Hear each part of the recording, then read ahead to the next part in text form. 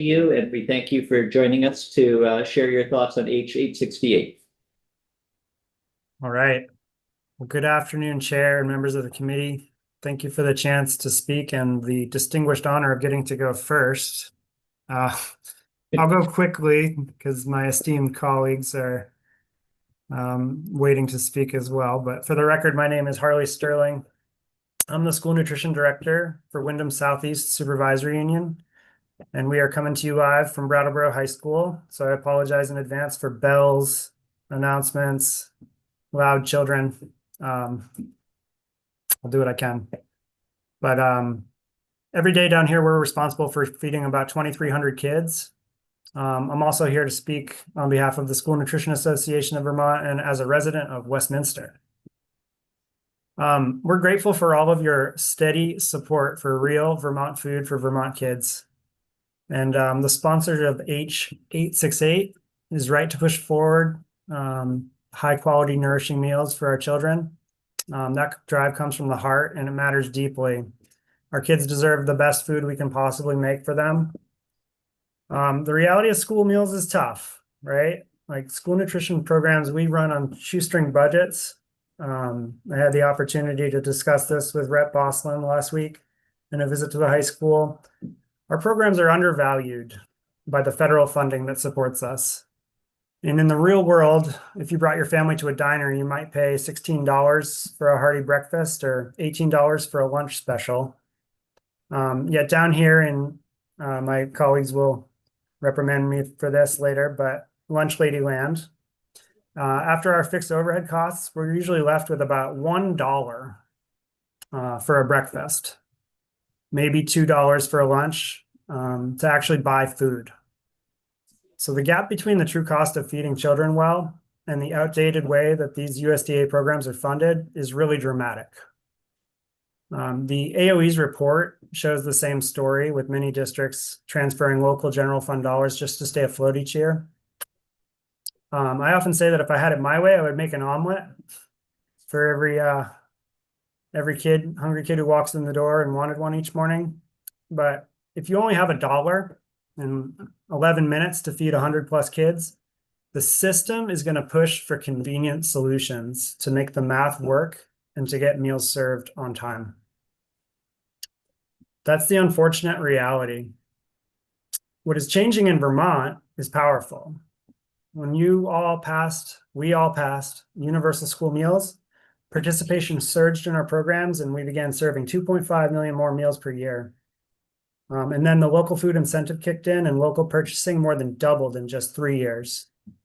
According to the AOE's report in January of this year, Vermont schools spent over 1.3 million on local food last year. I know you guys know this stuff, but 14 districts qualified for the subsequent year grants, achieving 20% or higher. 7 achieved 20% or higher. So that's real momentum, and we need more of that. We need more of what's working. It's right to call out the harms of toxic food additives in our kids' food. And it's right to build on the viable alternative our kids deserve. Scratch-cooked local meals, fully supported by infrastructure, funding, and school culture. I think Vermont is perfectly positioned to lead this charge. Here in Vermont, we are the national leader in scratch cooking and local purchasing, and we have every reason to be proud of that. If you look across the border in New Hampshire, where I grew up, and where many of my friends and family still live, they're still paying lunch bills, and they're still struggling to get universal meals off the ground, and their local purchasing lags far, far behind. I can hear the urgency in their voices when they talk about what we've built here in Vermont. In Westminster, my hometown right now, Windham Northeast Supervisory Union reached 31% local purchasing last year. A mile across the river in New Hampshire, local purchasing rounds down to 0%. So Vermont, we don't follow, we lead. And we can show the rest of the country the real path forward. And I think that's the path we're on: raising consciousness, building universal public support, and turning local scratch-cooked food into reality for our kids every day. That support helps build real culture change. Real culture change means adequate meal times in schools, teachers sitting and eating with students, schools backing infrastructure projects, and everyone treating school meals as a valuable, engaging part of the educational experience, not just break time or planning period. but a valuable part of the educational experience. So, giant food companies will continue to weasel and reformulate their toxic additives, turning BPA into BPS and BPF, all BPA-free solutions that are sometimes worse than the original. And they'll continue to bring us the next iterations of whole grain Doritos and Smart Snacks compliant Mountain Dew. But Vermont can stay ahead. And we can do that by building on the success of what we have here and what's working. The local food incentive, infrastructure grants, everything that's making scratch cooking possible. And I think that we can all work together to continue to find ways to strengthen early childhood nutrition, increasing access to CACFP, reducing barriers so that our youngest kids can get nourishing meals from the start. So I'll just close by saying Vermont's leadership, combined with the smart investment you all are making and driving for, is delivering results. So let's double down on what works and let's keep working together and building this model of Vermont food for Vermont kids. So thank you, Chair. And thank you, Harley. We'll give you a question or two, and I'm not sure we had a chance earlier in this session to congratulate you, because I think you've moved to a new position since last session anyway, and I hope that's going well. Thank you. We're working. Representative Nelson? Harley, I'm on the school board up in North Country Supervisory Union. So get on 91 and hit Canada. And that's where I'm at. How much money did you say you had to feed kids after your fixed costs? You said $1 for breakfast, and how much for lunch? So our federal reimbursement rates for a breakfast, so what we get from USDA, is about $2.46 for a breakfast.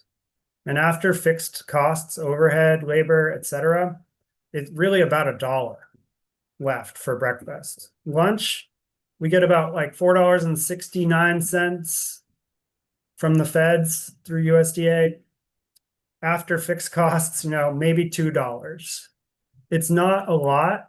The scale helps a lot. Like I said, Universal Meals has changed so much because we have higher volume, so a bigger scale, but the margins are slim and they're not in line with the realities of the food service industry. Representative Balsam. Yeah, so hi, Harley. Thank you for joining us today.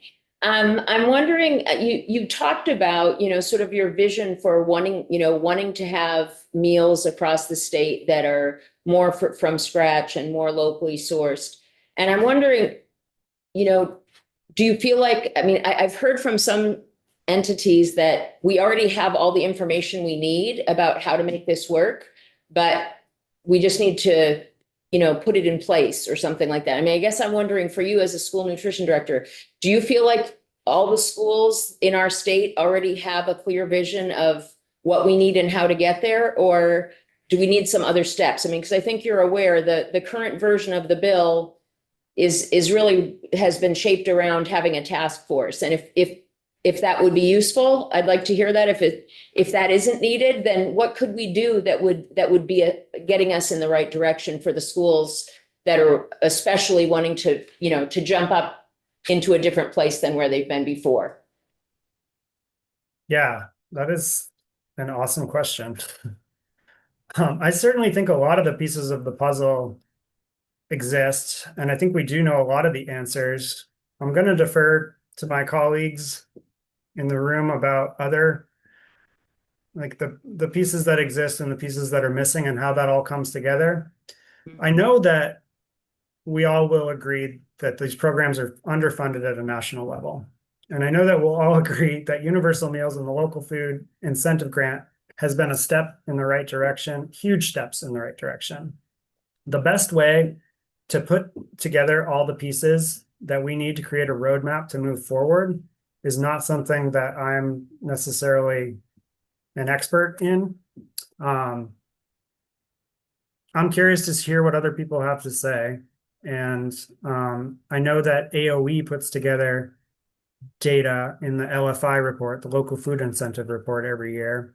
And that data seems to be getting richer as the program has more years of data. And this year it included things like information on how much local support, general fund support, different programs require to make ends meet. And that's going to spark a lot of conversations. And what I want to see that conversation lead to is these are the data that are showing exactly how underfunded these programs are. And our most successful gold standard programs shouldn't have to do crazy things that we do to support ourselves, i.e., catering at 6 p.m. and chasing every gig we can to try to come up with alternative revenue streams. We do insane things to try to support our programs to make ends meet. And then the other thing we have to do sometimes is lobby our school boards to support these programs.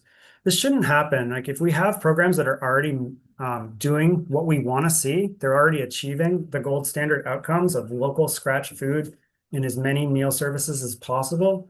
How do we get the support that those places need to make that systemic? And I do think that AOE and other folks can help answer those questions. Like, what are the deficiencies? What are the key things that we need to address to get there? I hope that answers your question. Yeah, it kind of does. I mean, I was just thinking like, when I visited the Brattleboro High School over the town meeting week.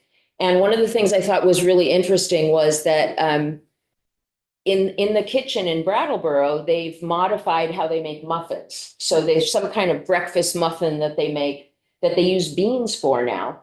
And they said they actually can put enough beans into the muffin that it actually has protein and it's enough to count as a breakfast item, right, Harley? Yeah, Did I get that right? So we're trying to create all-in-one breakfast items that have a vegetable or fruit component built in. So like breakfast browns that have dried fruit and beans in them in the right proportions that they count as a grain and a fruit, which is really hard to do. Super innovative. We're working with NOFA and stuff like that. Yeah, that's what I was thinking. It's a very creative and interesting idea. And I'm just wondering, like, an idea like that, like, how would you share that with other schools and other nutrition directors? Like, are there channels for that already? Or you're piloting it now and then there isn't really it's more like your thing, but it's not necessarily going to spread as an idea for other schools. Well, we're trying to make it cool for other schools to do. And then, NOFA and all these and SNA and other channels that we work into network will try to get the word out. But then, the piece that I think that you and I were discussing is like, even if you have a great idea and even if everybody, like, let's say we have the perfect recipe and kids like it here, you still need to get the infrastructure in place to do it in other places. You need mixers, you need ovens, you need the time in the morning to serve the breakfast. There's a lot of cultural and infrastructure barriers to the world we want to see. And I know that is foremost in a lot of our minds. Like, how do we start to address these things? Because the school culture piece is a huge barrier too. Like I said, if you have 11 minutes to get out 100 breakfasts, you can't make an omelet for every kid. Let's take one more question from Representative Nelson, and then we'll on. All right, Harley, our school used to use the Aggie Group, and now we use that new, I forget the name of them, I apologize for that. Whitson's. Yeah, okay, and are your school down there, any of them part of that, or you're your own entity, and how receptive, have you talked to those folks, how receptive are they to this idea? Well, we're in an independent program this year. We actually converted to like a self-run program. So that means that the school district runs the program as a district. So we're district employees. We run our own thing. We do our own paperwork. We're not run by a food service management company like Whitson's. We actually were last year and for 20 years or so before that. So I definitely can't speak to Whitson's receptivity to trying new things, but I think like when you create mystique and these momentums build, like everybody wants to do it. Like I was kind of being cheeky when I said we make it cool, but it really is about creating the market pressure for these ideas to expand. I hope that answers your question. Yeah, no, thank you. Have a comment. Yeah. So Harley, I don't know if you know, but I was just looking it up that Congress members get $79 per diem for meals a day, and state reps here, we get $69. So maybe if it was more like $9.69 every day for us to find 3 meals on, things would change. That is really powerful. I want to make that a bumper sticker. Make it cool. Carol, do you want to come on up to the table, and Harley, stay with us if you are able to, but if you need to go back to work, we'll understand. Hi, everybody. For the record, my name is Carol Kent. I'm a resident of Huntington, Vermont, school nutrition director for Mount Mansfield School District. And I like to share that previously I was nutrition director for Lamoille North School District. So I have a little bit of different experience in different types of school districts. I also serve on the board of directors for the School Nutrition Association of Vermont, and we represent 190 school nutrition professionals statewide. Really appreciate Representative Boslin for bringing school nutrition to the forefront again, and for keeping us in the conversation as well. I appreciate the opportunity to speak on H868. And back in January, I was here and we were saying thank you and congratulations, and for all the support we've had over the years with all the wonderful programs that have moved the needle on school nutrition in Vermont. And it's really interesting to be back again with a cause that wasn't something we brought to the table, but now we have lawmakers who are interested in stepping up and making improvements in school nutrition. Lots of thoughts about that. Some things I want to comment on are just I want to share stories about the realities of what happens in our kitchens. Harley was sharing about making these really cool muffins. I love that. Couple of my kitchens could do that. We have the staffing and we have some equipment. By and large, most of my kitchens could not pull off making muffins of that sort. We, on the other hand, have partnered with Crin's Bakery. I don't know if you know Crin's Macaroons in Huntington in our district. And they have developed with one of our schools a breakfast cookie that meets the requirements, uses local maple, local oats. And they have worked with NOFA, and they have gone through the USDA process of vetting the product. So they're close to having a product that is local, using local ingredients, and that's ready-made for schools. So these are some other ways that we're trying to get more local into schools without having to, within the limitations of our infrastructure. I am working with Salvation Farms in Hardwick. They glean and purchase surplus produce from farms, and they minimally process it and freeze it so it is available to schools to be served throughout the winter months when fresh produce isn't available. So those hollow heart potatoes we talked about at another meeting, they can take those and they're turning them into mashed potato, frozen, ready to serve.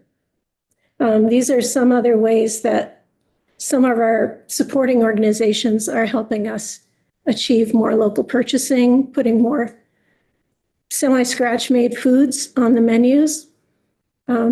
Because in actuality, the infrastructure in a lot of our kitchens in Vermont are so outdated. We have federal equipment grants I don't think are happening much anymore. We're not getting much support from the federal government these days. And the state equipment grants, I think last year there was $50,000 available for the state. Yeah. So And a rebuilt Hobart mixer runs about, geez, $8,000. So I'm looking to get a combi oven for one of my schools to replace a failing convection oven, and that's $50,000. I believe Harley's looking at replacing a dishwashing system at $70,000. You know, new technology isn't cheap, but we have a stove from 1957 in one of our kitchens. I mean, that's older than me. Okay, some things grace more ages, you know, gracefully than other things, but this, we can't use the ovens in the stove. We can only use the stovetop. We also have a 1960s double-deck pizza oven in that kitchen, and they're producing 250 lunches a day.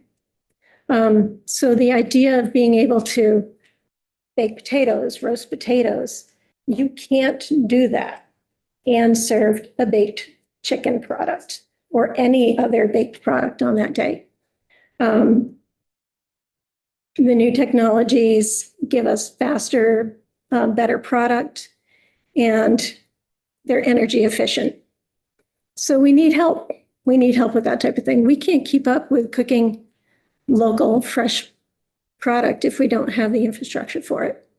We had a conversation, I think, about tater tots and baked potatoes in one meeting, right? This morning, I started my day at Camel's Hump Middle School. It's stuffed baked potato day.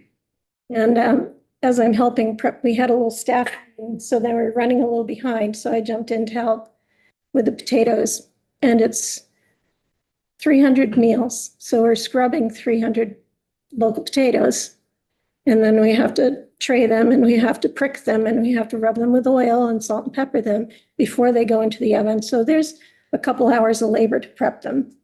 And then they're taking up most of our oven space. And it takes, you know, a baked potato takes an hour to bake if your oven temperature is stable.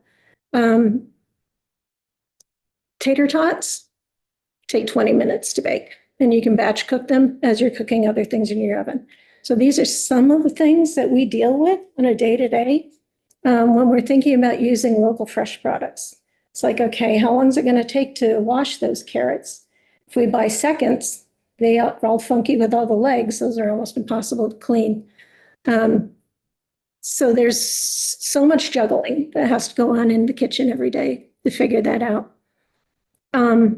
So if you talk about some schools that aren't moving to scratch cooking and aren't doing local foods, you really have to give some grace, because you have to look at what their kitchens look like and how much money do they have for infrastructure, for labor. It's not easy. We have staff who are super passionate about cooking local. We have staff who are there to punch a clock while their kids are in school. We're trying to change that culture as well. That's difficult when everybody is out of work for the summer, when they have to take a week with no pay during vacation breaks. So it's really hard to get professional culinarians in school kitchens under those circumstances. These are just a couple more of the barriers we're looking at.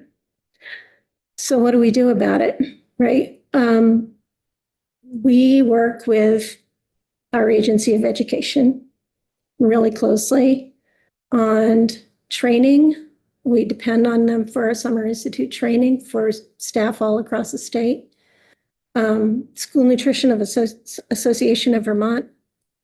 We have monthly sharing circles where things like topics like equipment grants and sharing recipes and summer meal programs, how to make those work.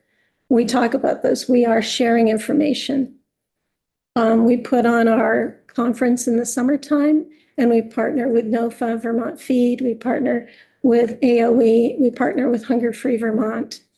And we pull in all of our really strong partners to put on a conference that's answering a lot of the questions that school districts have. How do I start a farm to school program? How do I purchase local? How can I make the time to serve local foods? You know, how can I balance my budget with commodities and local foods.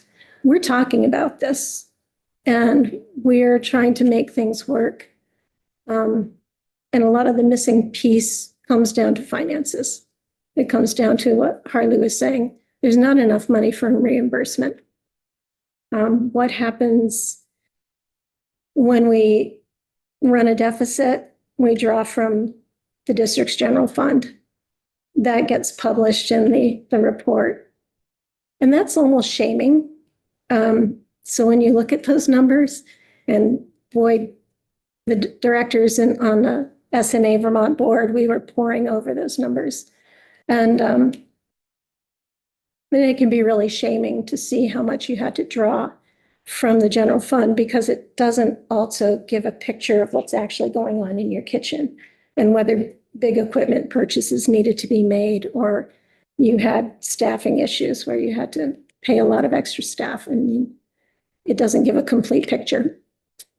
I guess what I'm asking for is for us to keep supporting those things that work. You guys know what they are. It's the Local Foods Incentive Grant. You know, this is my second year at MMU, and we are like in line to meet that 15% threshold, and to find out that, oh shoot, there's not enough money left because there's so many people who've met it. It's exciting and it's disappointing. So we need to fund that a little more and get more. It's really inspiring. It's inspiring other districts to do what we're doing. The food hub grant, I mean, that's another genius thing when there wasn't federal money for that, and our state stepped up and is now funding the local foods to schools and early childhood food hub grant. That's a huge help to get schools inspired to bring local foods into their kitchens. So those are the things. Keep, universal school meals, amazing. It's changed the culture. And it's also increased participation to the point where we've got to get so many kids through the line using the same equipment that we had before in many cases. But sometimes there's not enough time for those kids to eat.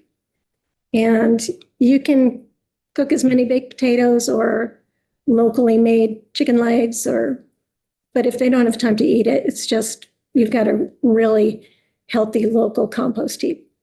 And that's not really good for anybody. Representative O'Brien had a question. Yeah, I just wondered with what you're describing, a SU or a school will have the furnace blows up, or a bus, transmission goes, and the district comes up with money for that. But can you remember the last time you put in like a big kitchen equipment expense into a budget where there was actually people agreed, like, okay, yeah, we need a new oven, we need some other big piece of kitchen equipment? Yeah, each year I submit my list of needs for kitchens. Is there? It doesn't really go very, very far. I apply for a lot of grants. Yeah. Yesterday, I applied for 3 grants to try and get money for milk coolers, for just got a $25,000 grant for a walk-in freezer from Hannaford's. Yeah, I've received probably around $50,000, $60,000 in grants that I've applied for over the course of this year. It's a pretty hefty side job applying for grants. It's not sort of a accepted line item that kitchens need equipment updated every so often. There is to an extent, but like our kitchens have been very neglected for a long time. We still have the original equipment from when the schools were built in 1972. So we've got big steam kettles that, nobody dares to use them because something lets loose every time we use them, and then you've got everything all over the floor. I mean, they need to replacing. Our district's been on a budget freeze, spending freeze this pretty much entire school year. So Speculate here, but I'm guessing that Mount Mansfield district's spending, per pupil spending is somewhere in the higher end of this compared with the rest of the state. So even in a district that has historically, Yeah. been willing to spend a little more. Yeah. And also, I mean, yes, and the equipment grants are also a little bit weighed on your free and reduced percentages. And because we don't have a high free and reduced percentage rate, we don't get weighed as heavily towards a grant. So, One more question and then we'll switch. Representative Lipsky. Thank you, Carl. If I recall, you either testified remotely or in person 3 years ago in here when were you at Lemoyle North? Or were you the I'm sure. nutritionist? Yes. And you were lauded by Harley and others for you were exceeded many other districts in the state for your culinary, farm to school, local purchases. It's a passion. And that you were very impressive there. Were you able to? Did you have these same hurdles in your food preparation at Lemoyle North? Did you do? Is this something your whole career you've had these challenges of balancing? We were fortunate at Lemoyle to have, how do I put this? There was this really great grant. And I got a $148,000 grant that was from the USDA and Action for Healthy Kids. And it was a really wonderful program that's now been, of course, shut down. And it really promoted scratch cooking. It promoted local foods. And we were able to replace a lot of equipment in Lemoyle. And I'm super proud of them because they've continued, even after I left 2 years ago, they've continued to work on their scratch cooking to the point where they've now built an in-house bakery and they're baking all their own muffins and breads from scratch there. So it's a pretty exciting legacy. And just because we're dealing with educational Mhm. funding challenges, big time. Yeah. And I know the demographic of Lemoyle. But is that to your advantage then? And as was brought up earlier, in the Yeah. issue. I would say so. We were able to operate other programs, the CACFP programs, which brought in more revenue. And at the district I'm in now, we simply do breakfast and lunch. And we do the summer program, though, which has been a huge success for us. And that brings in a little extra revenue in the summer.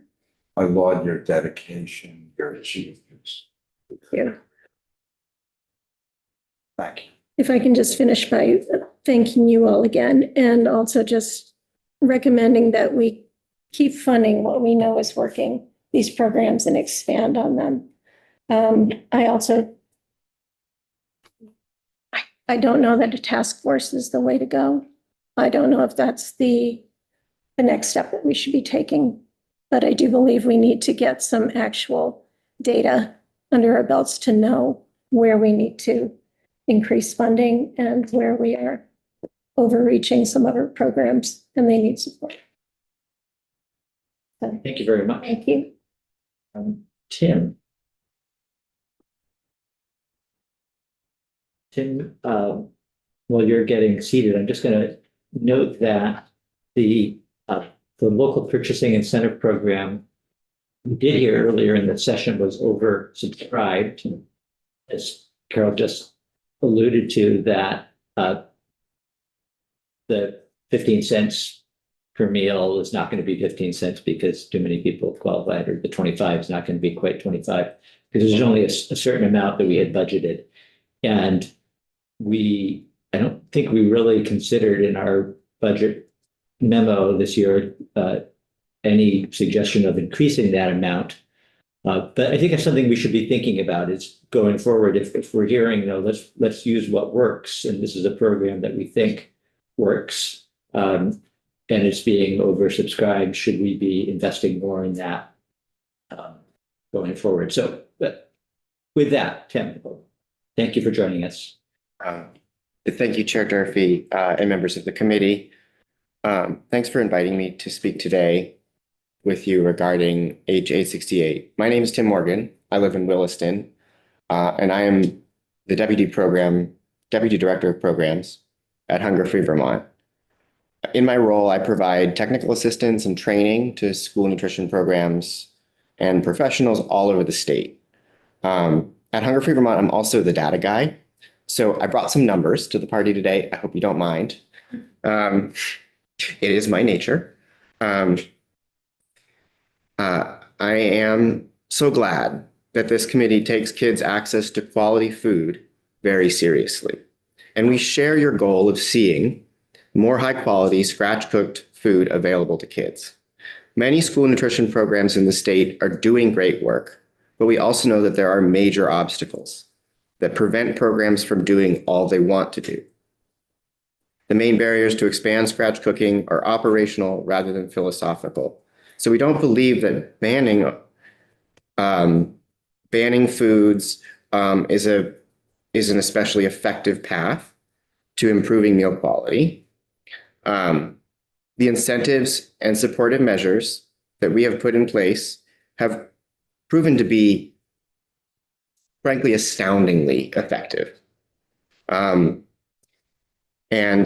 we seek clear opportunities for the legislature to make meaningful intervention that will help schools prepare more fresh, healthy, and local food. Because we see these clear pathways already, we don't believe that the next step is necessarily a task force. And that perhaps a better option would be to ask the state agencies to identify clear costs or capacity needs, or policy or program considerations of some core strategies. And report back to the committee using the existing program reports that get delivered next session, like for the local foods incentive. Before diving into those specific interventions, I want to thank all of you on this committee for your continued support of child nutrition programs, your commitment to ensuring high quality farm fresh meals for all children, and the powerful leadership that this committee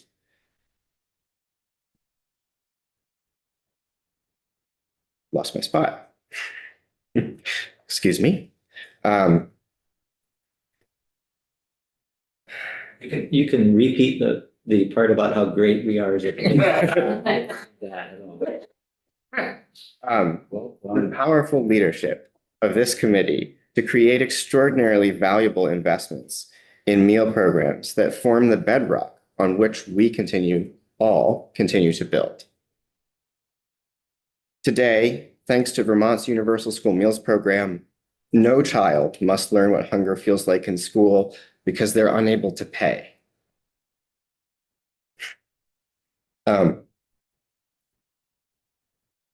But we didn't just make meals free.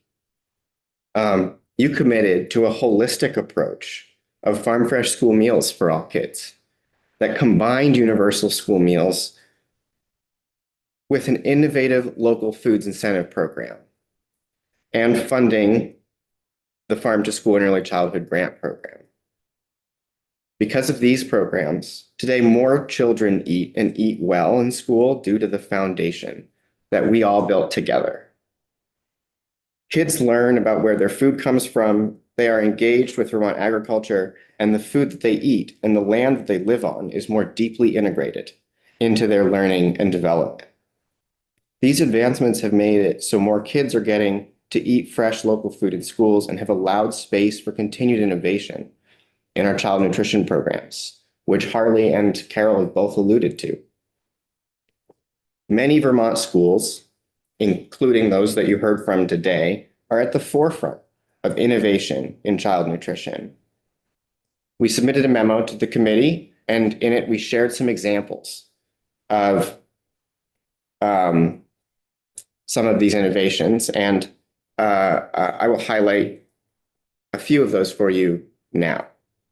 Hunger Free Vermont, we are currently working with districts to connect offsite universal pre-kindergarten programs to their universal school meals programs and feed additional eligible children who were not getting fed already. Schools have forged partnerships with local dairies to serve organic milk in an affordable and sustainable and repeatable way that's growing. The local foods incentive has driven countless new school producer relationships and spurred market development for local bread, beans, beef, and other products that meet child nutrition program requirements and can provide the quantity that schools need. And the Agency of Education, Child Nutrition Programs, has also been supporting and working to make this happen, and has helped schools with their management company contracts to add additional specifications into contracts that require better quality food or local food procurement and applying to the local foods incentive. And that technical assistance is helping the local foods incentive extend to school districts with management companies. Still, many schools and early childhood programs face steep challenges to cooking from scratch, offering kids the time and space they need to eat. And many children, especially our youngest, are still not being fed. One of the most significant barriers that schools face is cost. Schools operate under federal reimbursement rates that do not pay them adequately for the meals that they serve, which you have heard already. USDA found the average meal cost significantly outpaced reimbursement rates in both breakfast and lunch a decade ago. And since then, schools have endured significant inflation, supply chain challenges, and lest we forget, a global pandemic. Scratch cooking takes a lot of time, requires kitchen equipment and space that some schools have and some don't. And we still have schools with no kitchen or cafeteria at all. Despite meals being free for students, less than half eat school breakfast due to scheduling and timing. And due to the complicated and challenging nature of the Child and Adult Care Food Program, that's CACFP, only 40% of the early childhood programs that are licensed or registered in the state participate in the federal meal program. 80,000 kids attend schools where NSLP meals are available, but the licensed capacity of childcare providers participating in CACFP is only 6,700. In the joint memo we submitted, we outlined 4 key strategic areas where we believe the legislature can have the greatest impact in the near future to improving access to fresh and healthy food, and where focusing H68 could deliver clear next steps. Expanding the local foods incentive, growing equipment and infrastructure grants to the point to support school kitchen and equipment upgrades at a scale that can support those really bigger things. Continuing to invest in the Farm to School and Early Childhood Grant Program, and strengthening coordination between state agencies to expand access to meal programs in early childhood settings. My colleagues have spoken in greater detail to some of these interventions or will. So I am going to focus on one of them, the fourth strategy on that list. There are many aspects of the Child and Adult Care Food Program that are out of reach at the state level because the program must be improved at the federal level. It is a federal program after all. However, we can make sure that that early childhood programs have support at key moments to plan and implement meal programming. We often hear that it's a lot more difficult to add a meal program to an already established childcare programs. strengthening interagency coordination, and incorporating CACFP into licensing processes for new programs at the Agency of Human Services Child Development Division, which support meal programming getting built into the initial phases of childcare program onboarding and would bolster the expansion of child nutrition programming in early childhood. Rather than creating a new task force to explore these established issues, we recommend getting input from the state agencies to analyze costs, capacity needs, and program considerations associated with these strategies through the relevant annual reports they're submitting to you already. AOE's report on the LFI, the Agency of Agriculture, Food and Markets report on farm to school and early childhood grants. And the committee should request the Child Development Division report back on what is needed and how to take steps to effectively incorporate meals into new early childhood program onboarding in a meaningful way. Using these reporting structures will allow the legislature to gather the information needed to guide future policy decisions while allowing school nutrition programs, the state agencies, and nonprofit partners to remain focused on the work that's already underway to improve meals for Vermont children. We share your commitment to ensuring that every child has access to good food every day, and the least nutritious meal a child can eat is nothing. As we continue working to improve access to quality meals for Vermont children, it's essential that we pursue policies that strengthen program participation, support nutrition staff, and make healthy farm fresh food more readily available to students. Thank you again for your commitment to Vermont's child nutrition programs, and please don't hesitate to reach out if you have any further questions from us beyond today. All right, thank you, Tim. I think maybe we should have Betsy jump right in, just looking at the clock. And just a programming note here, we had our agenda said that we will take a break before we hear from the Agency of Education. I think we'll have Rosie come. It doesn't make sense to take a break. Hear from you, and then we'll take our break. But in any case, Betsy, thank you for joining us. All right. Thank you, Chair, and the committee for having us all today. My name is Betsy Rosenbluth. I'm the Farm to School Director at Shelburne Farms and co-director of Vermont Feed with our partners at NOFA Vermont. And Shelburne Farms also coordinates the statewide Farm to School and Early Childhood Network.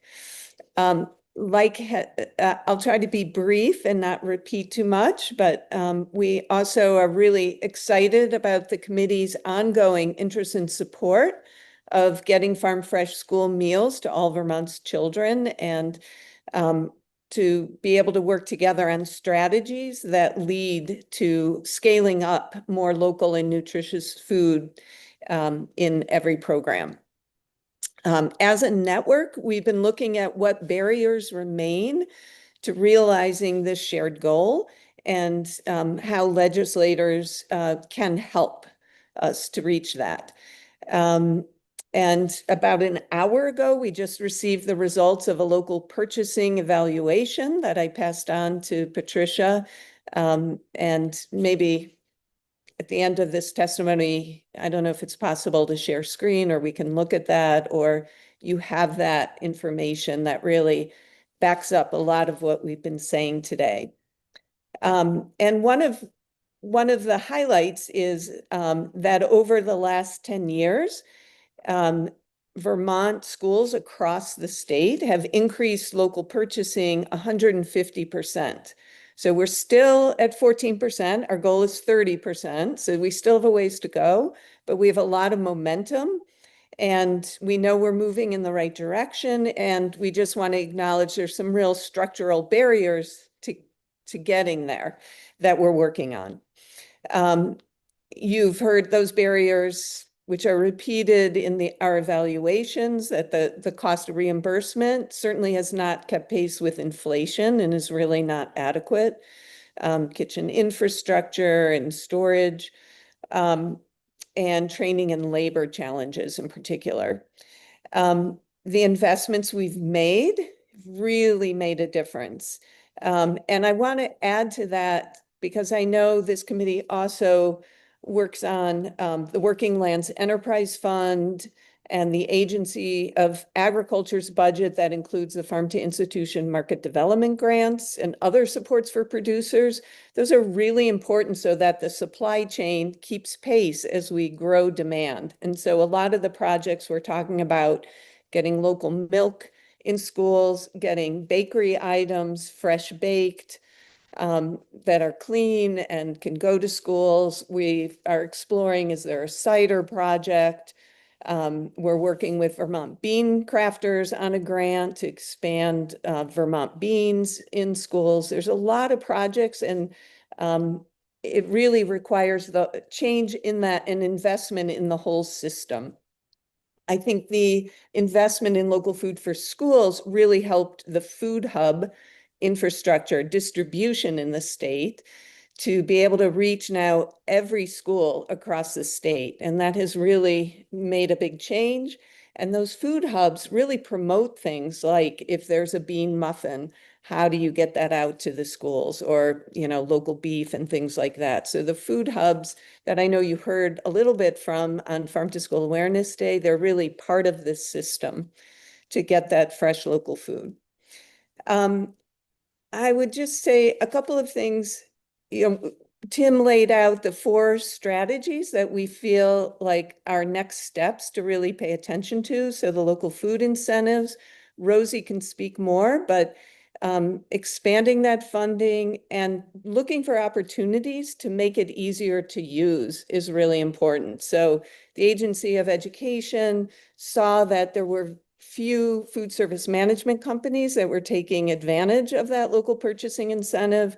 And they helped schools draft model contract language that we're seeing now paying off. And I think this last year's report shows that more schools with food service management companies are participating in the LFI, and they're strengthening their contract language to make sure there's local purchasing. So it's small things like that where we see a barrier and opportunity to try to work on that.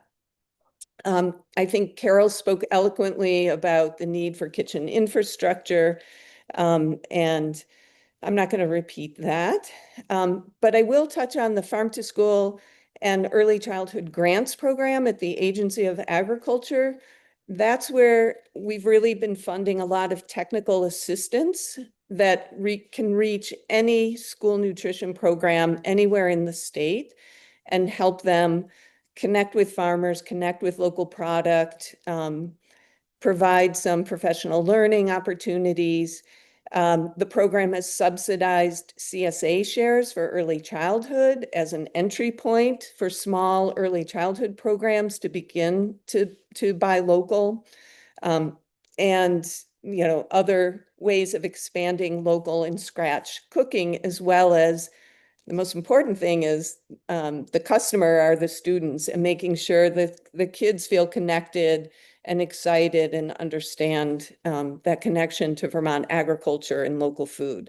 So your support for that grant program has really been a piece of this puzzle that really helps us to achieve the success that we've had.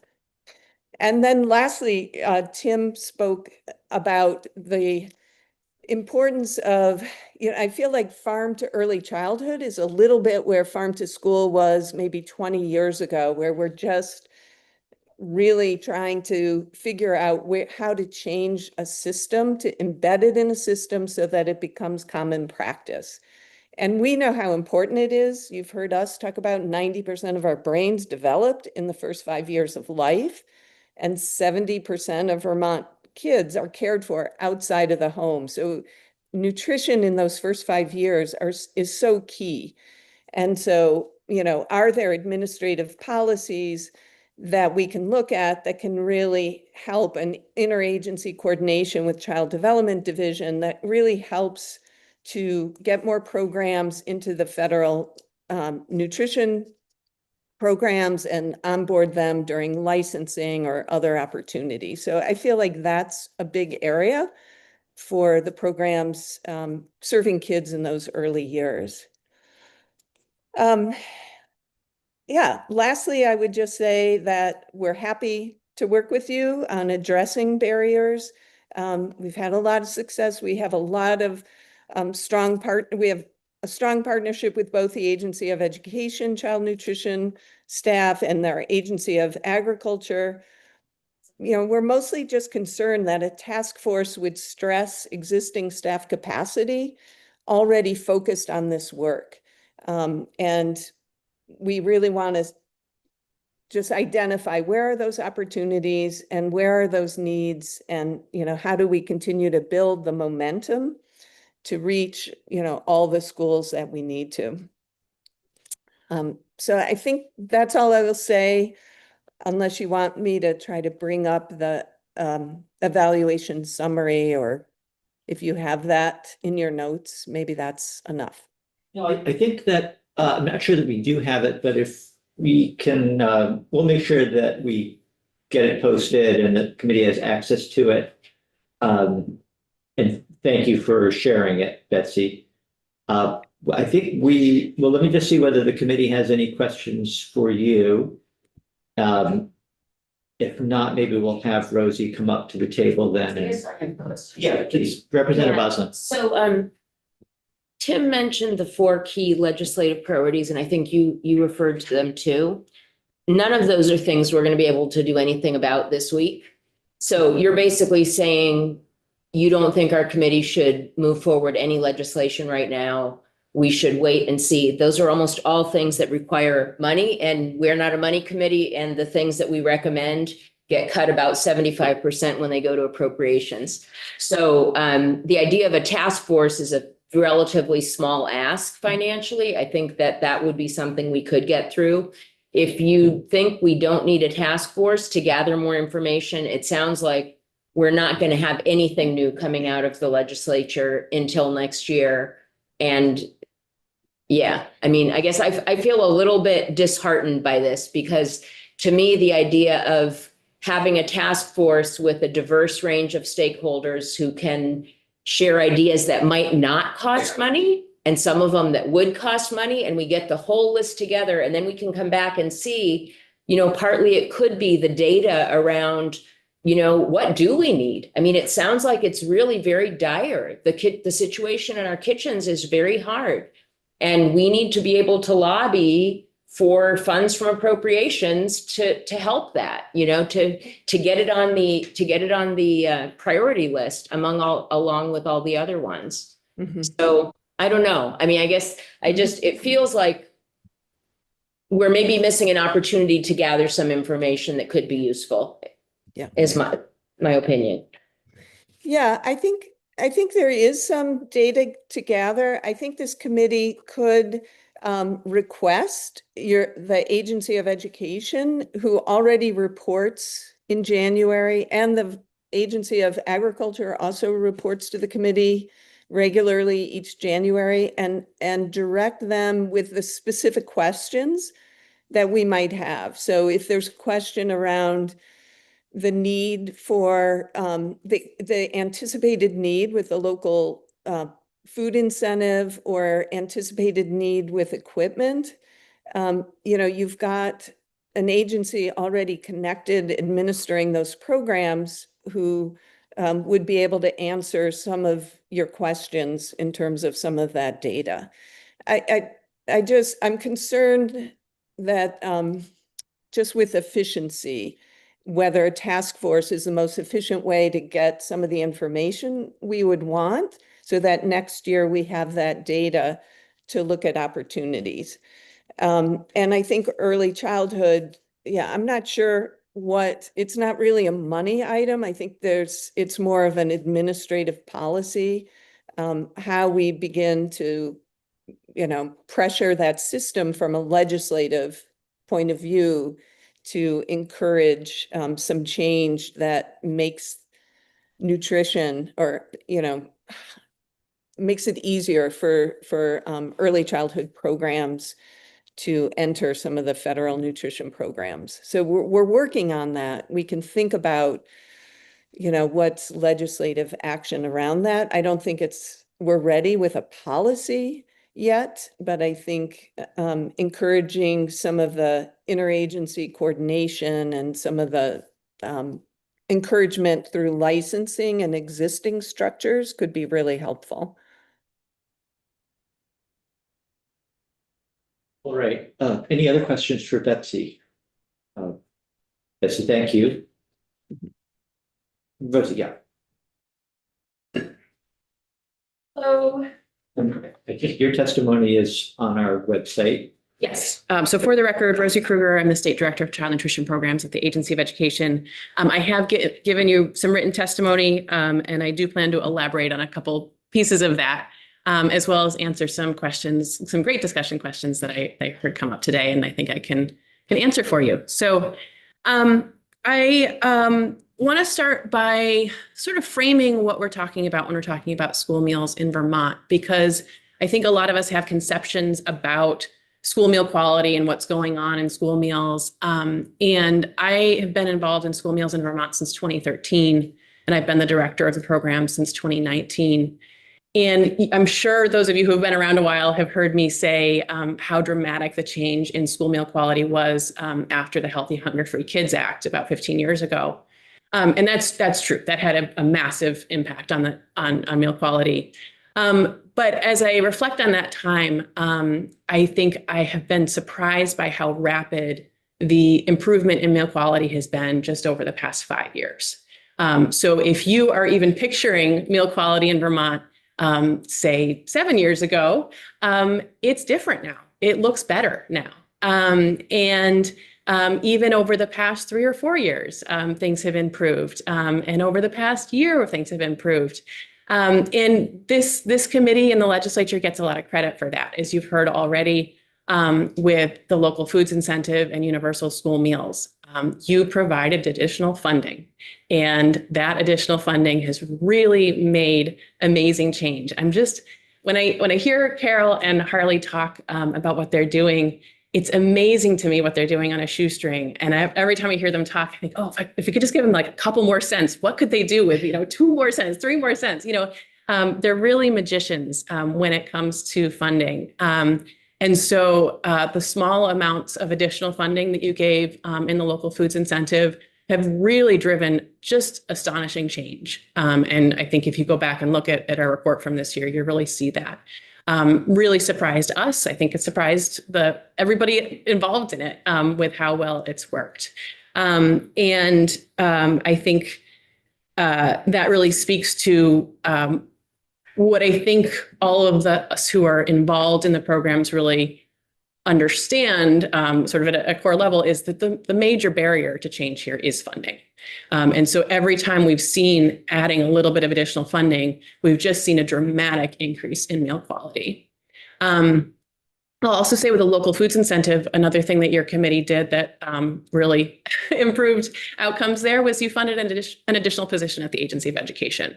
So Connor Floyd on my team, his position was created in that legislation. And so he's been able to assist schools with local purchasing, but we've also used him to really increase oversight on food service management companies, which are a little bit slower to move in terms of increasing meal quality. And so we've really put a lot of that additional capacity that you gave to us into pushing for increased meal quality in that area. And we continue to do that.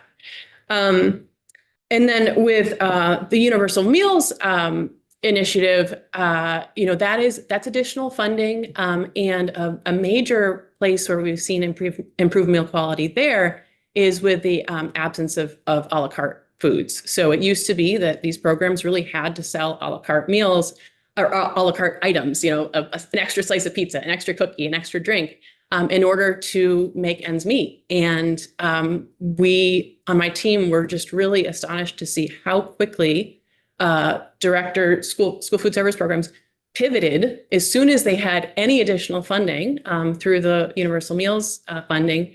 They pivoted and stopped offering those things. The moment they had additional funding, they shifted and stopped offering those poorer quality products. So I don't know how aware you all are of this, but over on the Senate side, the Senate Health and Welfare Committee is considering a bill that specifically limits about 12 different additives in school meals.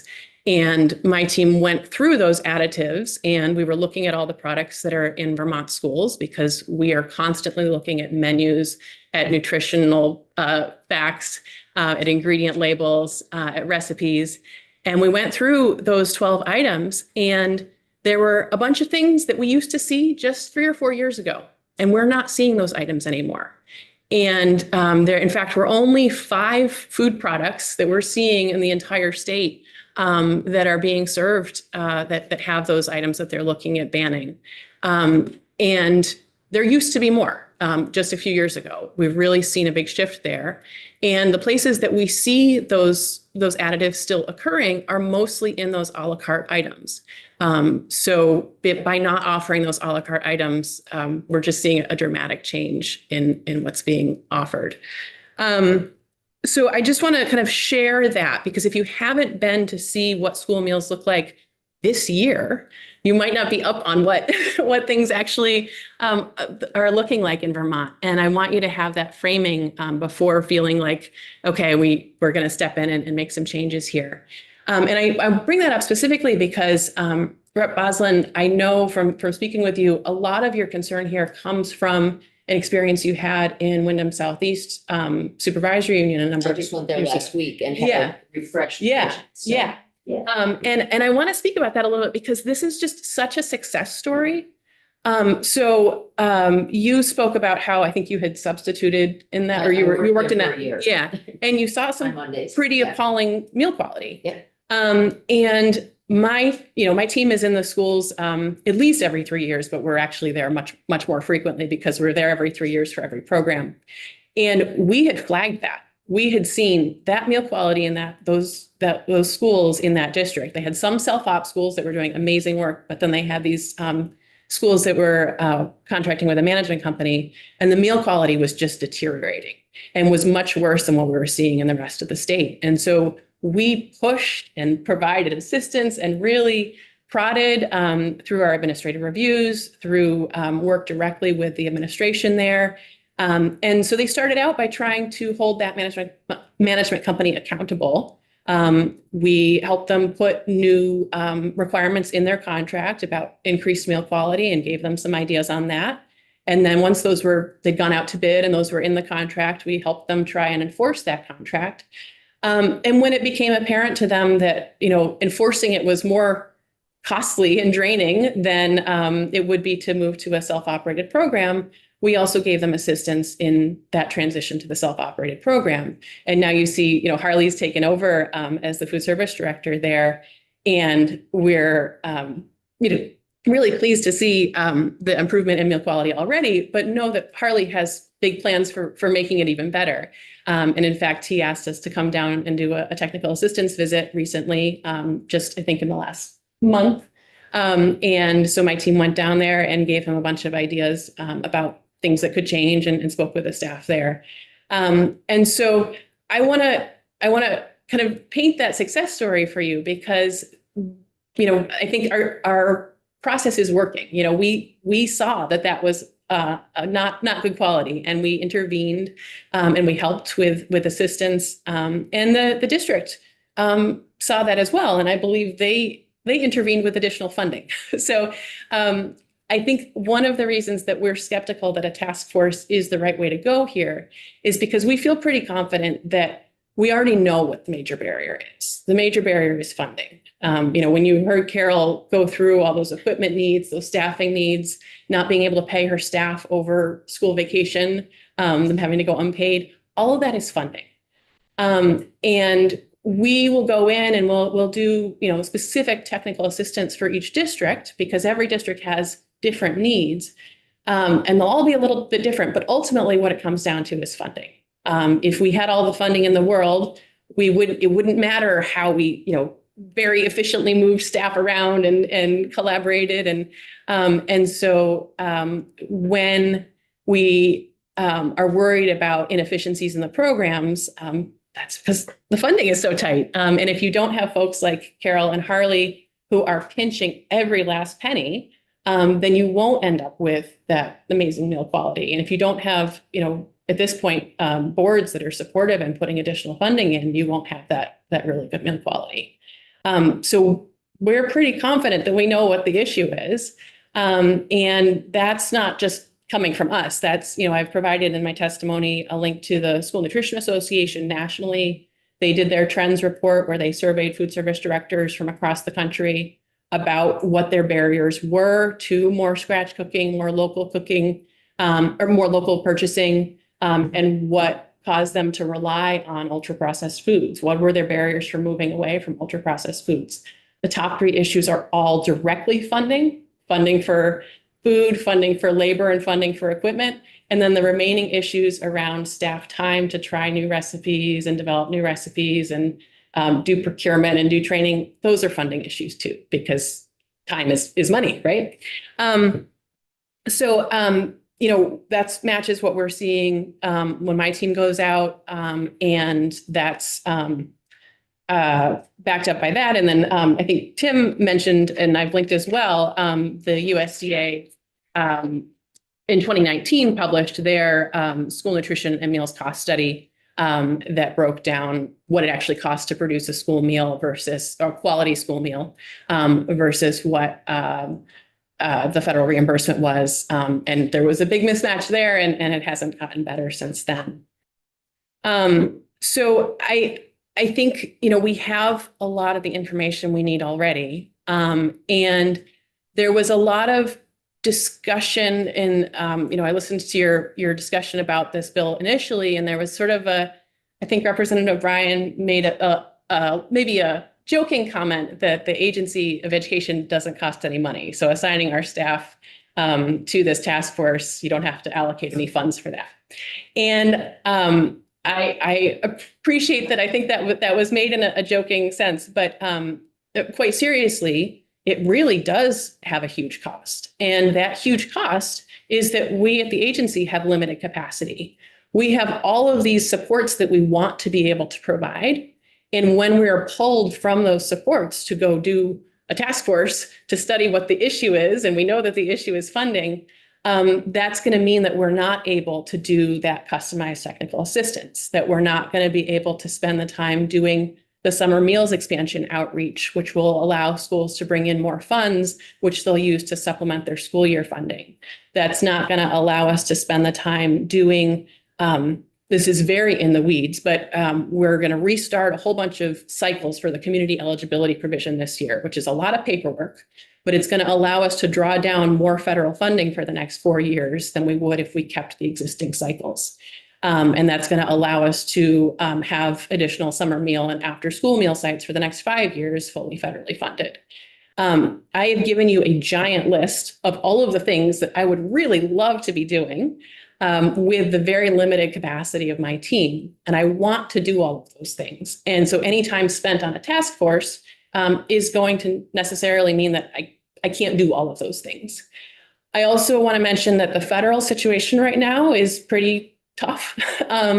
And so most of our time right now is spent on that core federally required work to monitor, to do oversight, and to do reporting to the federal government. And we really have to dot every I and cross every T right now, because if we fail in that work in any way, if we're not 100% perfect, we're risking $40 million in federal funds that support these programs.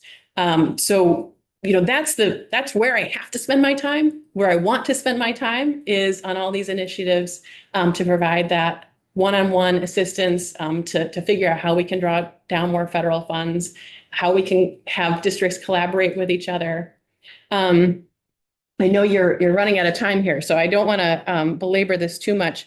But one thing I didn't talk about in terms of an initiative, and then I heard it come up, was working with the Child Development Division on working with the Child and Adult Care Food Program and child care licensing. So this is actually something we're already talking about and working on.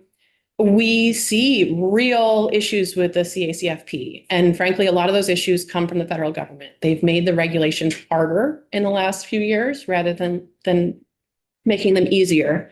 So we are losing programs participating in the program. We're going in the wrong direction. So we've been spending a lot of time thinking about how we're going to improve that. And when Building Bright Futures got that giant childcare expansion grant this year, part of that grant was us saying that we were going to work with Child Development Division to figure out how to make it easier for childcare centers to participate in the CACFP and how to align our outreach and work.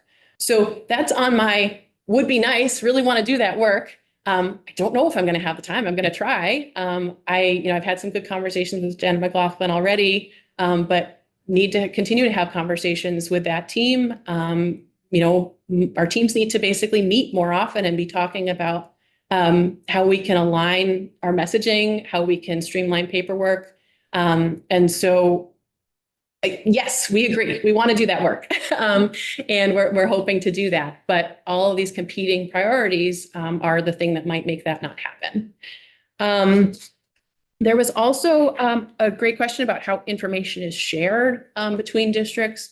We do a lot to make that happen. Our Summer Institute was mentioned. We're going to be collaborating with Shelburne Farms this year on that, but that's an annual training opportunity where we do in-person trainings, we do culinary training, we do food safety training, and then we do a bunch of online trainings as well.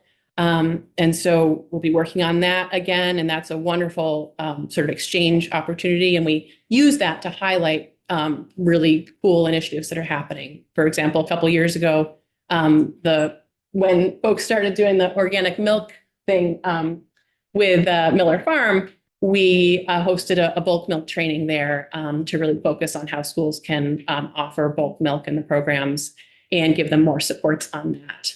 And so we continue, when we see these good ideas bubbling up, we use that as an opportunity to share that and collaborate.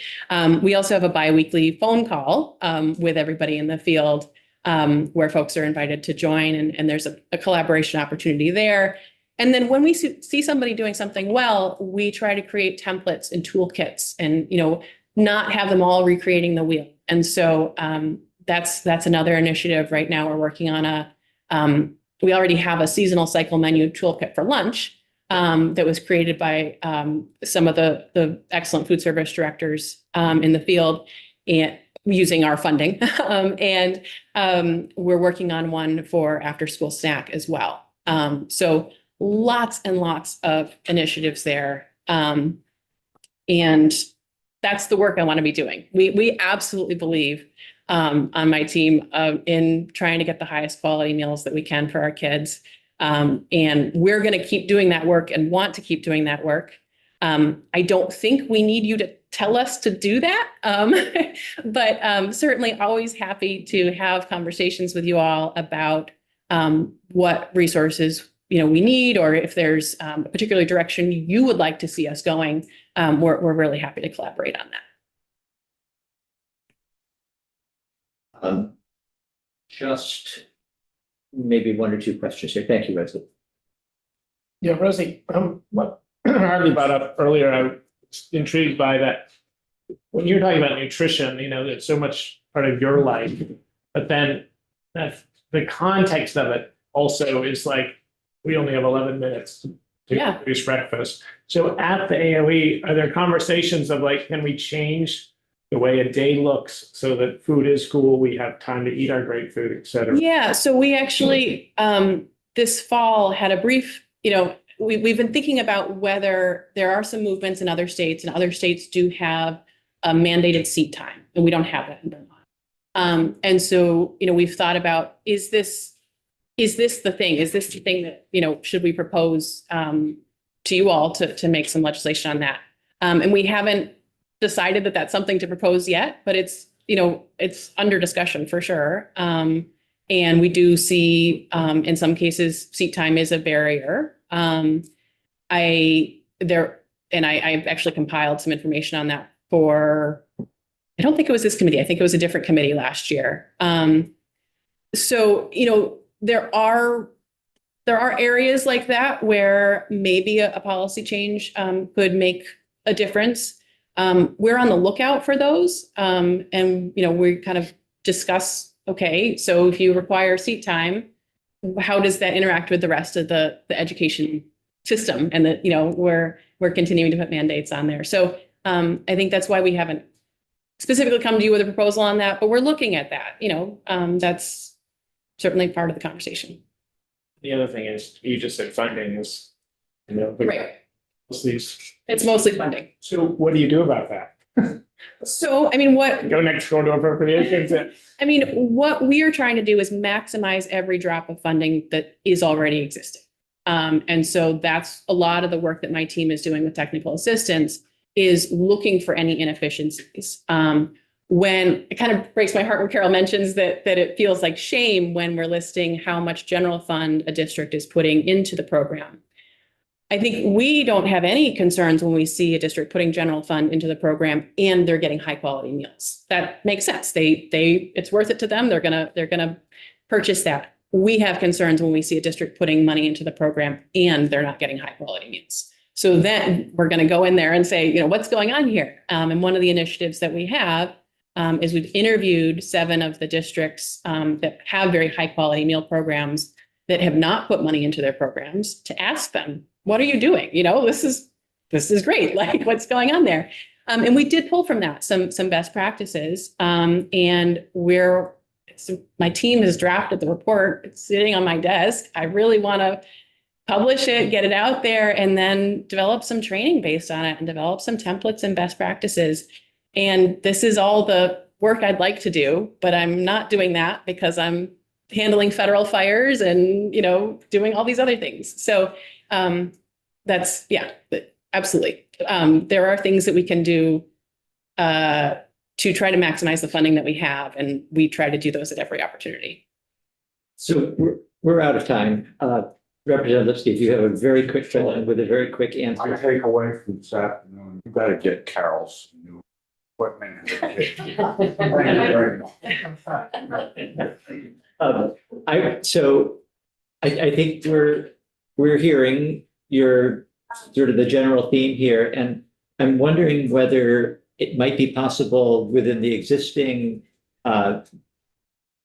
networks that you have and the ways you have of communicating already, if a task force isn't the way to go, whether the legislature, when we get back in January, can hear more specifics on what might be helpful. We'll have more chance to discuss what we want to do with the bill, but I'm just going to toss that out there, not looking for a reaction necessarily.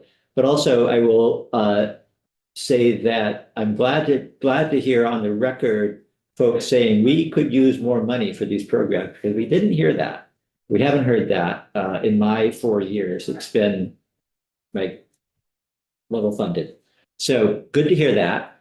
And perhaps that can be part of anything you might bring back to us, even if we don't set up a task force. Thank you, Rosie, for coming in. We are going to move right now into, just because we asked people to come back, and I don't want to make them wait another 10 minutes. So actually, and Patricia, if you can take note here, I want to be sure that we're also covering here not only 758, not only rodenticides, but also paraquat 739 while we have the agency. And maybe we'll even start with that. So Steve, would you mind coming up? Yeah. So Chair, before you take testimony on that. Yes. Fish and Wildlife was expecting a calendar invite to be able to join for this next portion. Yeah, online. okay, I see at least one department member there. I'm not sure if there are others maybe who. Thank you. Okay, yeah. If that's a concern, let us know, but it's probably the same Zoom invite as it was earlier this morning, I think, yeah.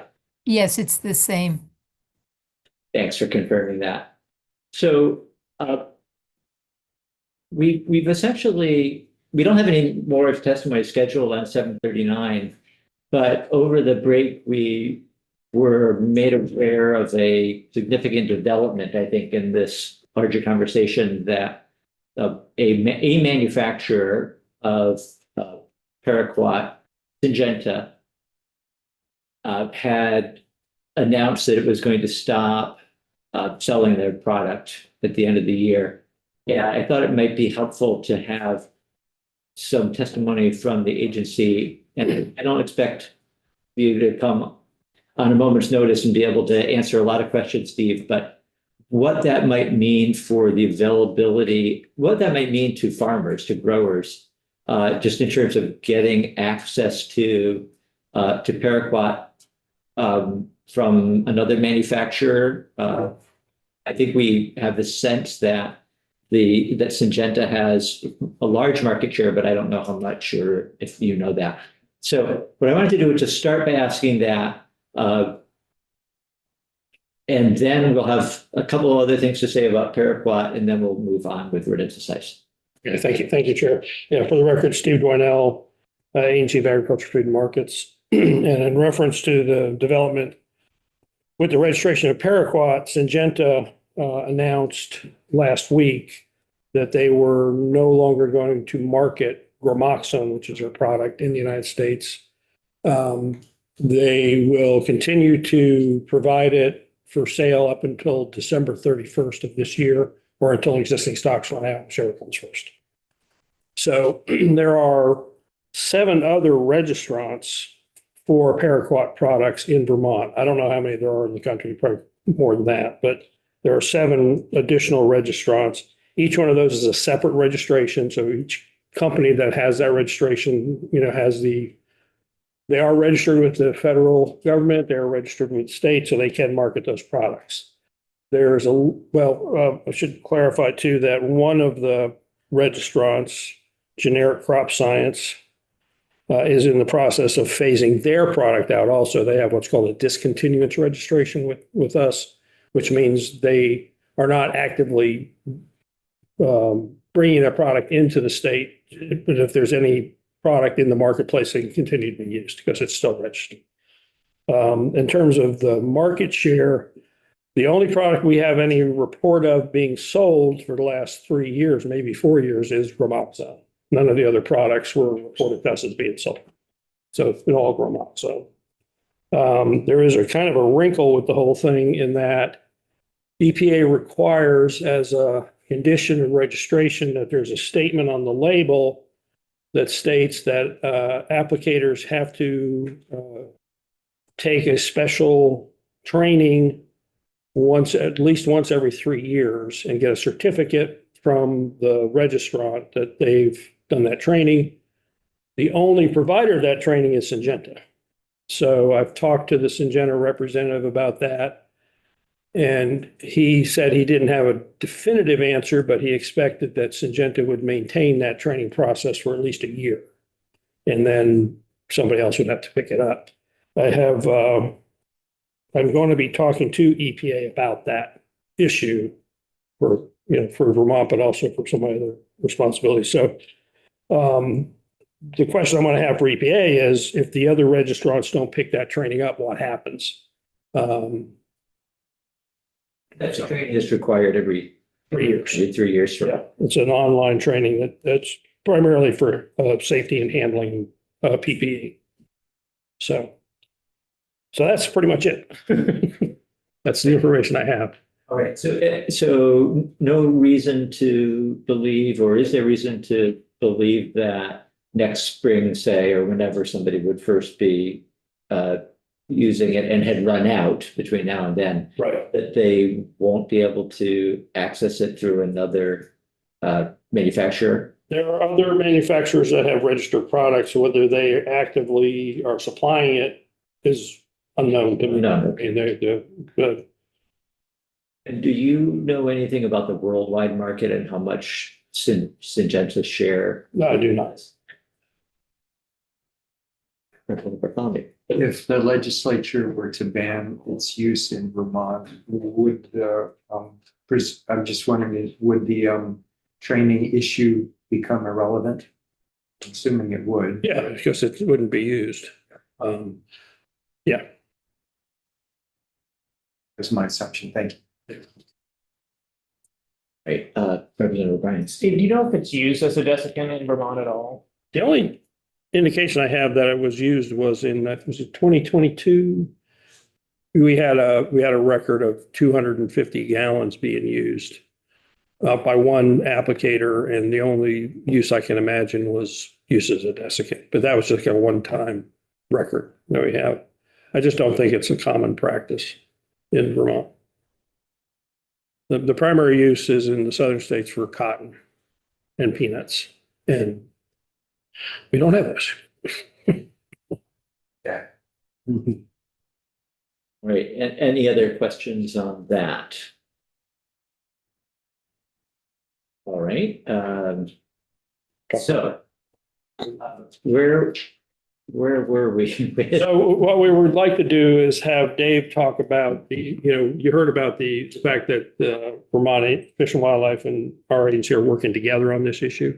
And that's what we'll talk about, is what we've been doing and what our plans are, I guess, for that. So much pull that chair up. Plus, the committee also wishes to give input from Brianna's Yeah. presentation from earlier today.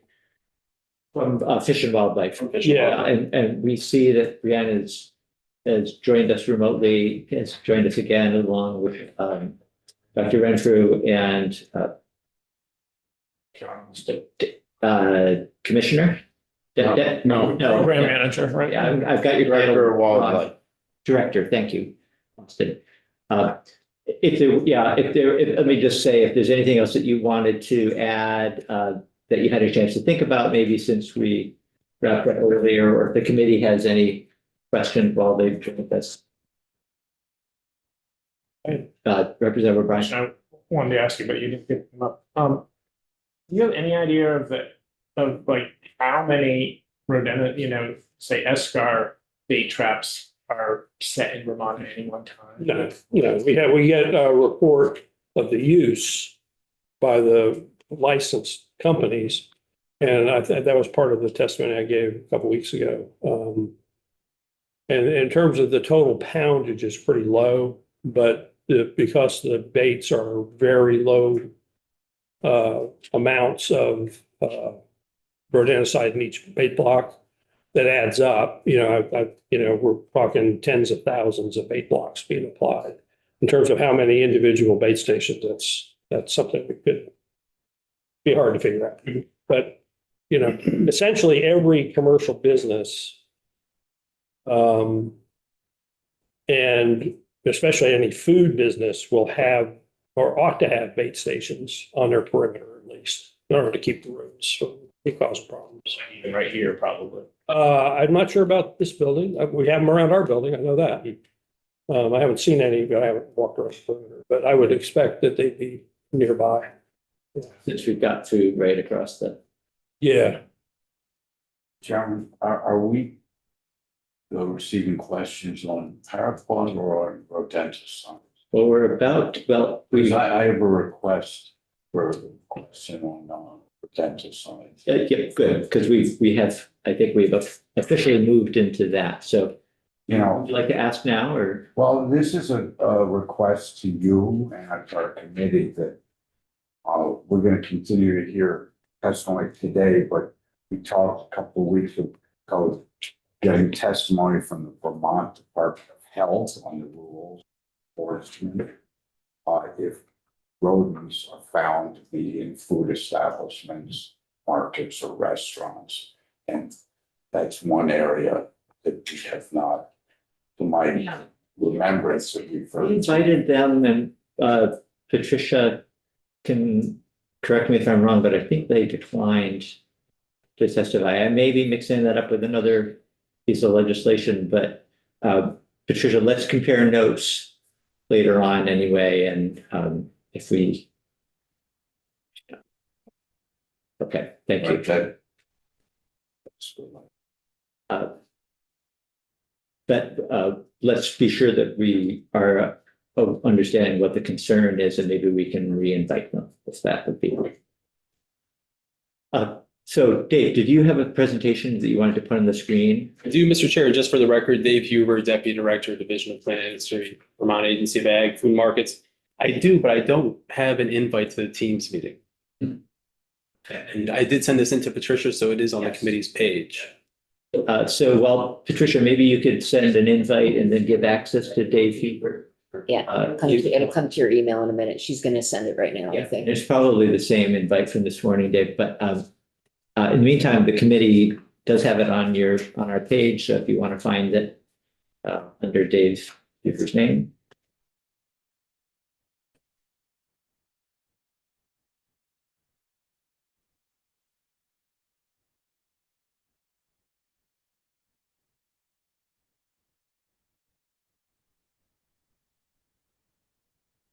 Dave, I haven't actually got your email because all our communication goes through Terry, as does the Zoom link. So probably it will be in your email from Terry forwarding the link that I sent her. I can send to you again, but I'll need to have your email. Absolutely. I'll shoot you an email with my email because I have the link. I have an email from Terry, but there is no link. Oh, okay. She You must know have what, forgotten. rather than go through this, why don't we just, we all have it on our. There aren't that many. Yeah, sounds good. Okay. Yeah, maybe a couple slides. Okay. Okay, well, thank you, Patricia. And Sure. thank you, members of the committee.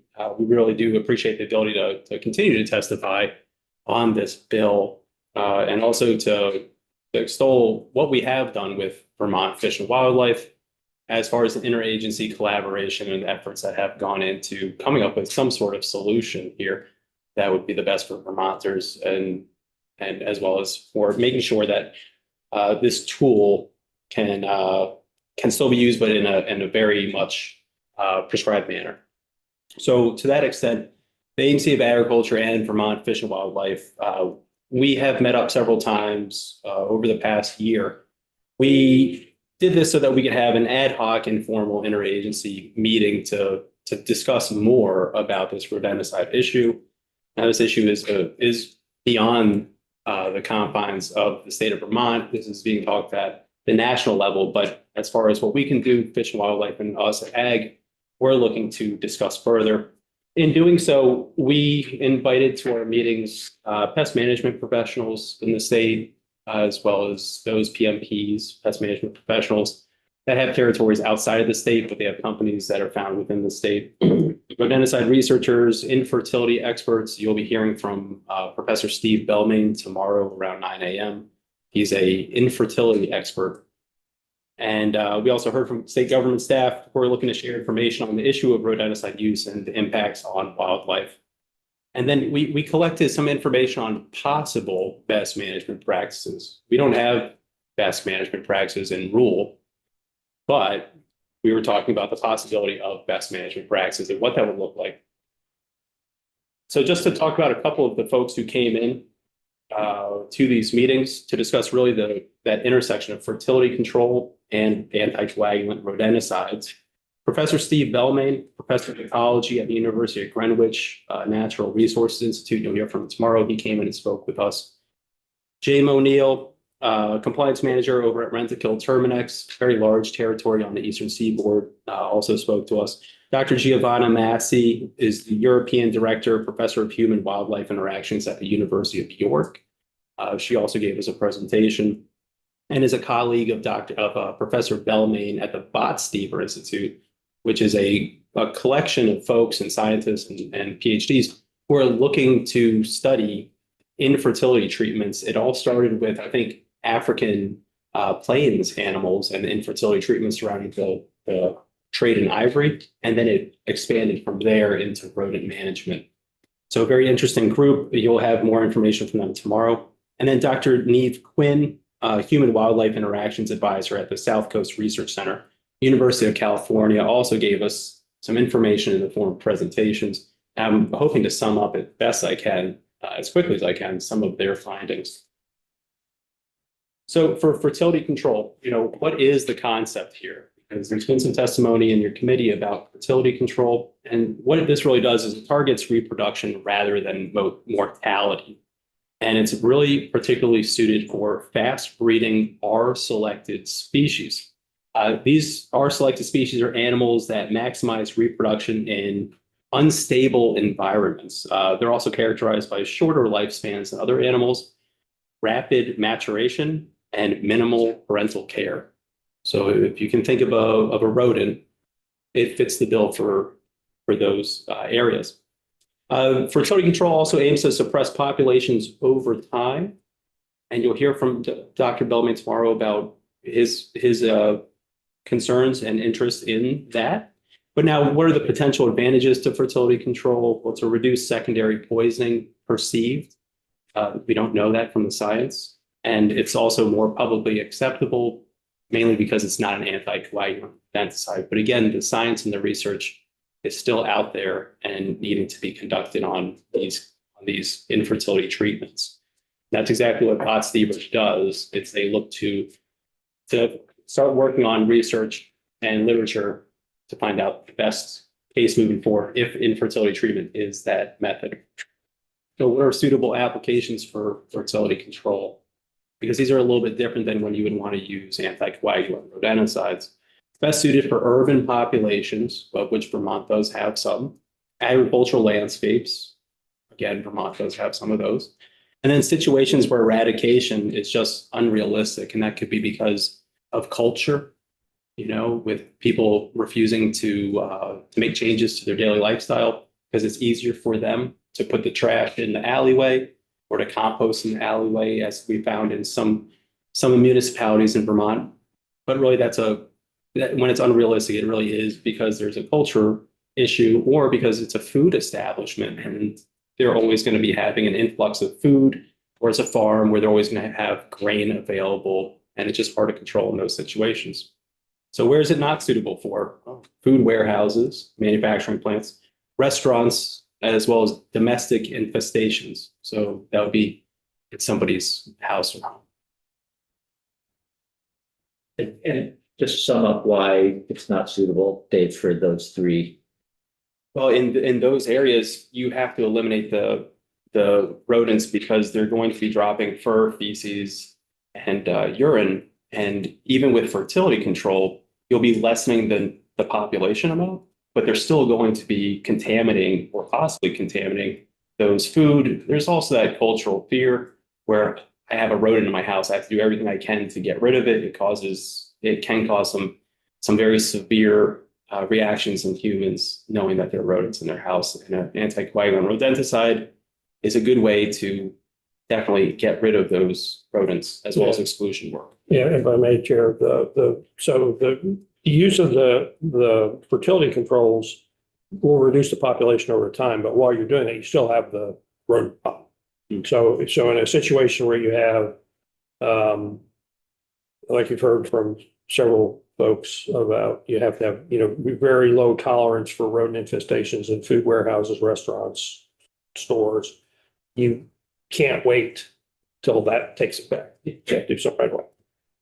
Representative Byrd is joining us on Zoom and he has a question. Thanks, Chair. I just was wondering if there has been much testing done on the infertility mechanism, just to see whether or not, I'd be wondering if there's a potential that predators could also ingest the same thing and also become infertile, but I don't know if any testing has been done on that or if that's a concern. Yeah, well, I think Dr. Bellamy Yeah. probably talked about that when he testifies, so we don't know offhand. So we have testimony tomorrow morning, 9 o'clock. Put a plug in for our early start tomorrow at 9 for everyone, from a specialist on the infertility treatment. So we can ask that question again. Yes. Anything else, Representative Burt? No, that's good. I'll wait to see if I can ask that question then. Thank you. Thank you. Thank you, Representative. So moving on from the infertility side of the conversation, looking at what has happened in California and the research findings out there. So there's a paper written by Dr. Neve Quinn, who again came to our interagency collaboration meeting here. And she came up with 3 key findings from her research out in Orange County and Los Angeles counties in California.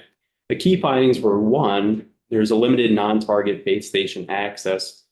And when there is, for other animals, other non-target animals entering a bait station, the exposure is predictable and context specific.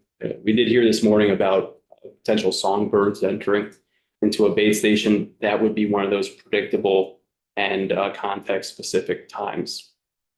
Number two, coyote exposure is extremely common.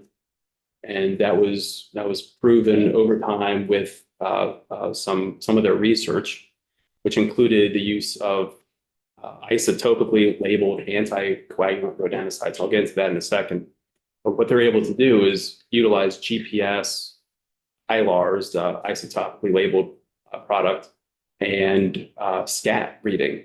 And they find out where a coyote has eaten an animal that had poisoning from an anticoagulant rodenticide, because the scat comes out with a different color under light when you use this isotopically labeled anticoagulant rodenticide. So pretty neat.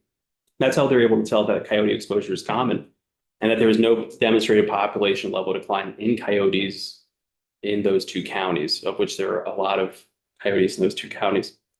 And then number three, the last finding was about monitoring tools being in existence and allowing rodenticide movement through the web, through the food web, and that it can be directly traced and quantified under real world use conditions. So taking that lab experiment and moving it out into the exterior, into the environment. And again, that's through the use of ILAR, those isotopically labeled ARs, through the use of GPS monitoring, and through the use of scat reading. Yeah, so no demonstrated population level decline, so the rat and mouse population stayed static. No, for the coyotes. For the coyotes, okay. Rat and mouse population was definitely not static because they were being eaten by coyotes, right? But what they were finding is the DNA was going through a coyote, and so they were able to get each specific coyote pinpointed with the DNA through a scat, and then I think using UV light or some sort of reader, we're able to show whether or not that coyote, that specific coyote, actually ingested an animal that had eaten an isotopically labeled anticoagulant rodenticide. So pretty interesting methodology out there. And then the challenge that we're talking about today, there's public health risks that we discussed in this collaboration meeting. And, as Steve had just mentioned, you can use the infertility treatments, but you still have a problem at that time.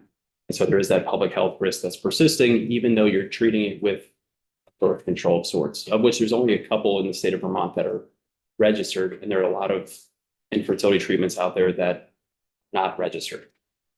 Agricultural production losses can result from the lack of anticoagulant rodenticide usage or having a rodent population exceed the threshold. Infrastructure and property damage, as we all know, I think I testified a couple of weeks ago about cars using soy-based products as part of the wiring, and how that is an easy way for a rodent to basically disarm your car and make it unusable. There's impacts on biodiversity, just when there's an overpopulation and things are being overrun by rodents. That's never good. There's also a traditional reliance on lethal control, which is the culture change that I talked about a little while ago. Still have to change that culture. And then growing environmental and regulatory scrutiny. We're talking about this now, also being discussed in many other state houses. One thing that we have done in Vermont, and you all know because this is something that went through your committee, but we did change the status of SCARs to restricted use pesticides. So they're all Class A in Vermont, and we did that in 2024. It went into effect July 1st, 2024. Right now, at a couple other legislatures, they're looking to come up with legislation to equal what we currently have. So we're ahead of the game on a couple of other state legislatures as it is. Right. Thank you, Dave. Representative O'Brien. Have you ever seen any data on like I'll just use description that looks at compensal rodents? Commensal rodents. Right. So is there a per capita amount of mice and rats per person that you've ever seen? I mean, I'm just trying to get the population in Vermont of what are we talking? I mean, the most pertinent data we have is what I testified to for is the Census Bureau study or survey that showed that Vermont had the highest level of rodent infestations and structures in the country. In terms of the population of rodents versus the population of humans. I have seen some papers in urban areas like New York and places like that where the population of rodents is similar to the population of humans, basically. Yeah. You know, and the whole thing about these commensal rodents that we're talking about, the mice and the rat, is that they reproduce so rapidly that you know, if you lose control, you've got serious problems. And I actually worked in the pest control industry for a while and got to observe some of those situations that are pretty dramatic when they get out of control. So that rodent population in Vermont, that's not because they're counting us all as woodchucks, is it? I'll go back and look at the paper. It, I can't help but feel that all the studies we heard today from the Fish and Wildlife Department, and I value their work and treasure their expertise and you know, and being forthcoming and saying, you know, they don't know or they do know. But we just changed the law 2024. They don't have any data from 2025. And by their own admission, it will take years to get clean data. So I just, you know, I feel that more time is needed with the control measures we've already taken, and they haven't tested for the non-ARs at all. And talking to Brianne Furphy, she said that the testing fees are fairly robust. $100 a sample? I forget what it was. We entered into a memorandum of understanding to. Yeah, I think it was less than that. Yeah. I mean, we did provide some funding, Yeah. you know, and might be able to do that again, but Which really was the start of our interagency collaboration. yeah. Realizing there's an issue and trying to work together to resolve this. Yeah, and that's really the point we want to leave you with, is that, you know, we understand that there's an issue. And we do want to work on it, and we want to work with Fish and Wildlife and other agencies that are involved. It is a complicated issue because of the implications of not having effective rodent control, especially for mice, rats. The public health implications are pretty dire, so we really need to come up with the right solution. I just saw briefly Rian not unmuted, but yeah. Did you have, would you like to jump in? Sure. For the record, my name is Brianne Furphy, Fur Bearer Product Leader for the Vermont Department of Fish and Wildlife. I spoke with you all earlier. I just wanted to clarify the cost of testing. So we use the Pennsylvania Animal Diagnostic Lab. And typically that's where most samples go in the Northeast. They're pretty renowned. But yeah, sample testing is about $86 a pop. And then of course there's the shipping costs as well. So yeah, it can add up pretty easily. So I just wanted to clarify that and make sure that you all had that correct. Thank you. You're welcome. Representative Bartholomew. Well, clearly we heard some compelling testimony about bioaccumulation in wildlife and poisonings in domestic animals. But then also there's the issue of we've got to be able to control rodents. So given those conflicting issues, what do you suggest we do with this bill? Where should we take this? We're running out of time. We have a bill. I'm not hearing a recommendation about what we should put in it. And I don't know if that's really our place to do that, but I mean, I do think that we need the opportunity to work on some possible solutions, which is going to take thought and time and more information. We can benefit from what they're doing in other states. California in particular is doing a lot of work in this area. And they've taken some steps and they're having to reconsider some of the steps they've taken.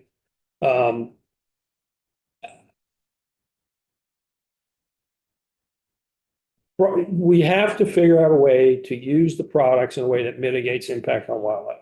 we probably will never be able to completely eliminate any,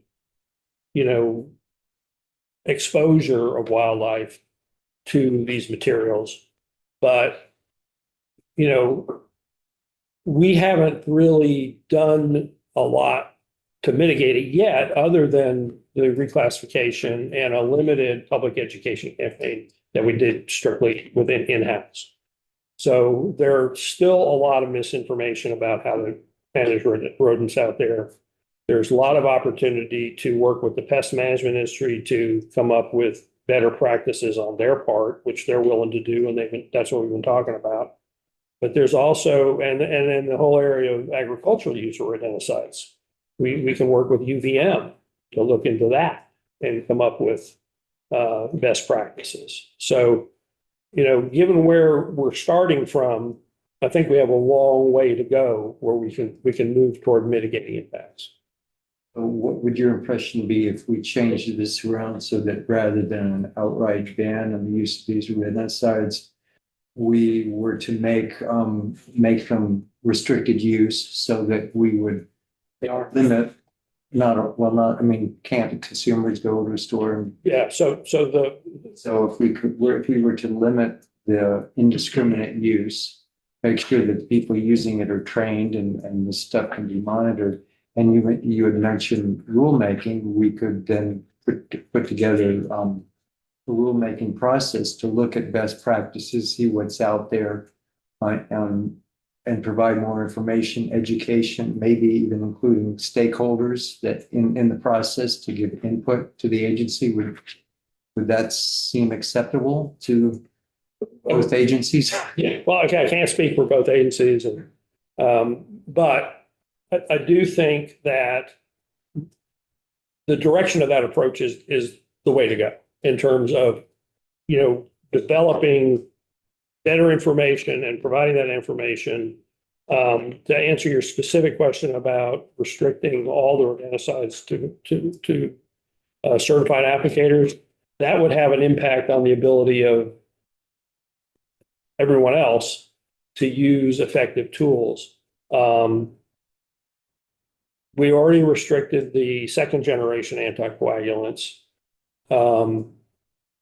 I have a concern that if we restrict the first generation anticoagulants or some of the other materials, you're removing too many tools out of the toolbox for everyone else.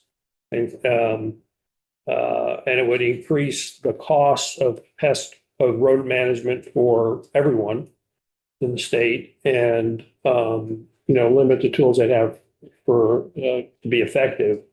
Because then what you would have, folks would have, if you restricted all the rodenticides or even just the first generation anticoagulants, in order to control rodents, any property owner or business owner would have to hire a pest management company to do it, and then they would have fewer tools to use too. So there's sort of a knock-on effect. I think given an opportunity to get together with the stakeholders you mentioned and everybody else that's involved in this, we can come up with some solutions that move the ball down the field in terms of reducing impacts. Who's the everyone else here that we're talking about? So licensed. We know that there are people who are licensed, and we know that there are pest control companies. Right. Presumably, pest control companies have licenses. Yes. Is that always the case? Yeah, in order to, yeah. Yeah. So if I have mice in my home, I can buy something right now. Yes. That I couldn't buy, possibly if we were to restrict the use. So I'm part of the everyone else. Yes. It's just as a homeowner. Yeah. Who else is? That's what I'm talking about. Anybody who owns property or tries to manage property, who's not licensed. Who's not licensed and doesn't have to be licensed now. But it doesn't hurt to have them be better educated about what to use and how to use. Now, EPA has already made taken some steps toward that by only allowing pre-baited stations to be sold in consumer stores. So if you go into any of the big box stores or most hardware stores, all you can find are stations that are already pre-baited, or that will sell you, in addition to the bait station with bait in it, a limited amount up to 1 pound of material that you can use. And almost all of that is bromomethylene. It's not even a first generation anticoagulant. Almost everything on the shelves is bromomethylene. Is that a non-anticoagulant? That's a non-anticoagulant. It's a neurotoxin. But yeah, so there are materials you can buy if you go to one of the stores that are geared toward agricultural uses. They will sell you different materials that are not preloaded into bait stations, but in buckets up to 4 pounds. And the theory there was that could be used by agricultural users, and an average homeowner wouldn't want to spend, the $40 or $50 to buy a 4 pound bucket. Yeah. But again, the committee we got away with that. It was an agricultural exemption from EPA back in 2008 on 10 rodenticides, and that covered the SCARs that we're talking about. So the product that Steve is talking about, you still have to be a licensed applicator in order to purchase that product. Well, if it's an SCAR, I'm talking about, but you can go buy first generation anticoagulants at a farm store in a bucket up to 4 pounds. Yeah, Tomcat's a common. Yeah. Lipsky, did you have a question earlier? No, okay, somebody, I saw a movement of a hand, I thought, somewhere. Can you just tell us, Steve, you've probably gone through this before, but what does it take to become a licensed applicator? To become a certified applicator, you have to take training, and you have to take a test, which we administer. Can either be done in person or online. Currently, the first test is free. If you fail it, you have to take it again. It's $25 to take it, and you can take it up to 3 times, I think. In a year. Although we're trying to change that right now, because now we have online exams also. And we want to change the system a little bit, but basically you have to go through some training and take a test. Is the training also online, or do you need? There is online training. You can also purchase the manuals and study it yourself. There is a little bit of a bar to entry to become a certified operator. You have to take the test, and the pass rate on the test is about 60 to 70%. So it's not a driver's exam in terms of being, that level of pass rate. There is some studying that's needed. Is the certification something that needs to be renewed regularly? I think it's next 3 years. Yeah, every couple of years you have to renew it, and you can take continuing learning education credits throughout the course of that. So you're able to stay up to date and get the credits. You take the quiz, go to trainings, and it has to be in the category in which you're certified. So there are a lot of trainings tailored towards those who are using rodenticides or in general pest control. Just looking up what you referenced, Steve, it says Vermont, South Dakota, and North Dakota have reported the highest rates of rodent infestation. Why is that? What is it? Older structures, older housing stock, and cold weather. Yeah. And agriculture too? I'm not sure about that. The commensal rodents we're talking about, the mice and the rats, aren't necessarily associated with agriculture. They're associated with wherever there's food, for sure. Yep. But not necessarily associated with agriculture per se. It's where food is stored, or where you have structures that, well, it's all about the food. That's why they live with us, is because we have food. They like it. You mentioned, Dave, you talked a little bit about research in California, and then Steve, you mentioned that California had made some changes to its laws they're revisiting. Do you know enough about that? We had heard about that at one point. Right. Do you know enough about that to say what changes were made? Yeah, not without preparing for it, because I don't want to misstate. I do know there were some laws passed that were severely restricted, and they're going through rulemaking right now, trying to refine that a little bit because they have run into situations where people have not been able to get the control they needed in some situations because of the restrictions that exist. But it also has a lot of exemptions to that rule. Well, that's what I'm talking about. They're talking about modifying the exemption process. Any other questions? Just one more. Yeah, Richard, go ahead. Yeah, this is more for Fish and Wildlife. Do you have any consideration of testing other rodent predators besides raptors and fisher and bobcat? Foxes and coyotes eat an abundance of rodents, and are harvested and throughout the year. And have you thought about reaching out to certain areas and saying, we'd like to look at so many, foxes or coyotes that come from proximity to agriculture facilities or what have you, and then you could almost get a look at an animal that wasn't tracked.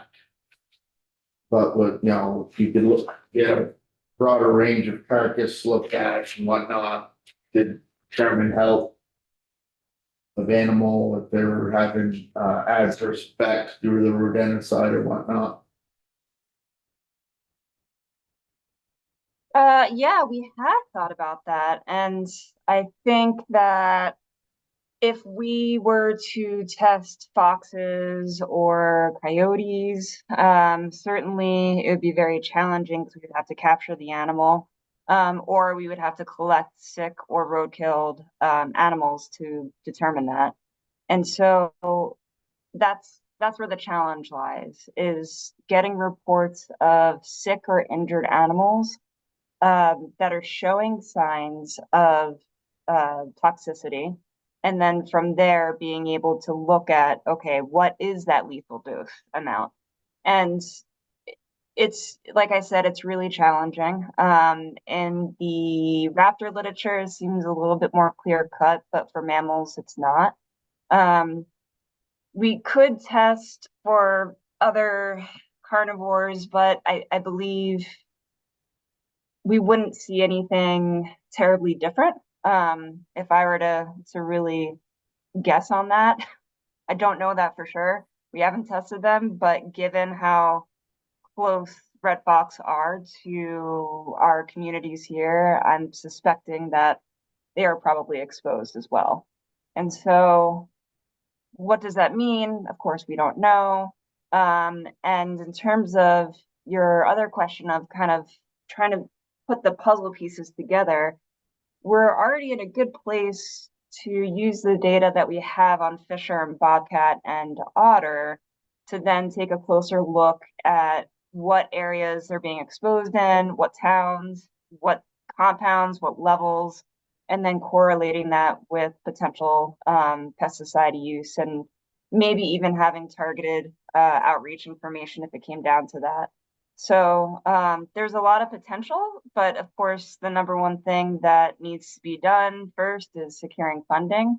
And that is the thing that we don't have. So funding is always going to be the number one issue when it comes to really being able to do more research to understand this better. And how many animals do you try to test a year, Graham? It depends on how many we receive. We usually get about 100 to, 75 to 100 fisher tops a year right now from trapping derived harvest. And we get a little bit more than that in bobcat, and we get more than that in otter, but we try to get a representative sample of different areas. So it depends. We're really limited by how much funding that we have. So if each sample is $86, we can then calculate, okay, how many samples can we realistically send out with the funding that we have to test for the presence or the exposure rates, right? And So it's really driven by how much funding we have. And how much funding did you have last year for In collaboration with the Agency of Agriculture, Food and Markets, they were able to help us out with approximately 118 samples. I could have that number wrong, but I believe it was in the 120 range, and they provided, I think it was close to 12,000 or 13,000. But it provided us additional information. It was the first time that otters had been tested. And we have opportunities to continue to collect liver samples from these 3 species and then go ahead and bank them when we do have opportunities to actually get them tested. But every single year we can easily collect this information. The challenge lies in getting access to other species and trying to figure out additional ways to test them that's comparable to what we have.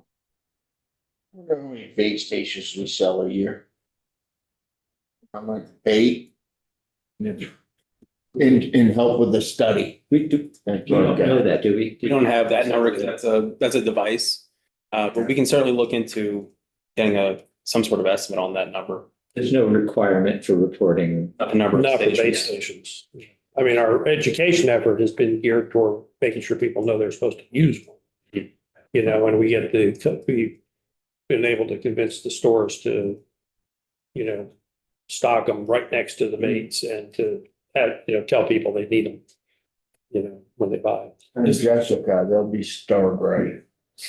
This was part of the educational campaign prior to this committee making it second generation anticoagulant rodenticides, a restricted use pesticide.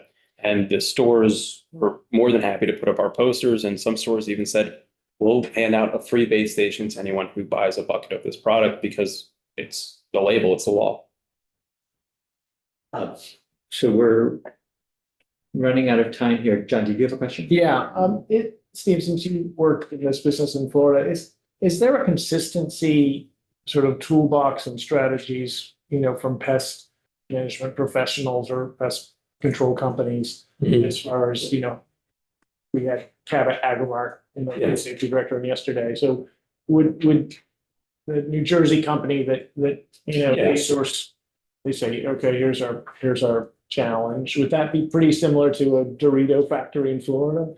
Well, yeah, and actually I worked up, it was actually up here in the Northeast I was doing it, but so the standard training for rodent management is based on integrated pest management.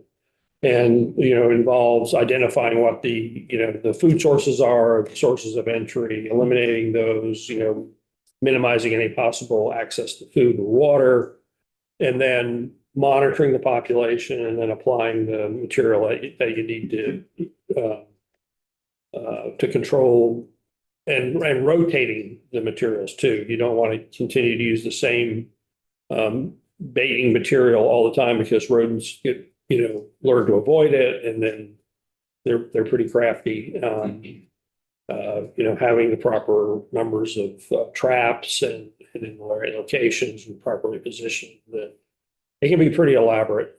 There's almost like an industry standard. It's. I mean, you'll find some differences from company to company, but the general education about how to manage rodents is pretty well established, and it's based on integrated pest management.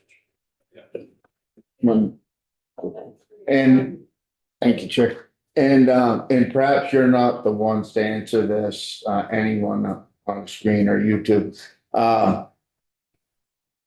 What happens if a restaurant has a rodent inside, or a food processing company, the Red Hen, that bread bakery, they find rodents inside? What happens? Well, I can speak to that because one of my roles was to do quality assurance for the services provided. And so for restaurants and grocery stores, that tends to be regulated by the Department of Health. I think grocery stores might be regulated by us. And anyway, restaurants tend to be regulated by the Department of Health. And so they, you know, that's why they do the restaurant rate and everything. And so they have protocols. that require cleaning and, sanitation if they find a rodent infestation.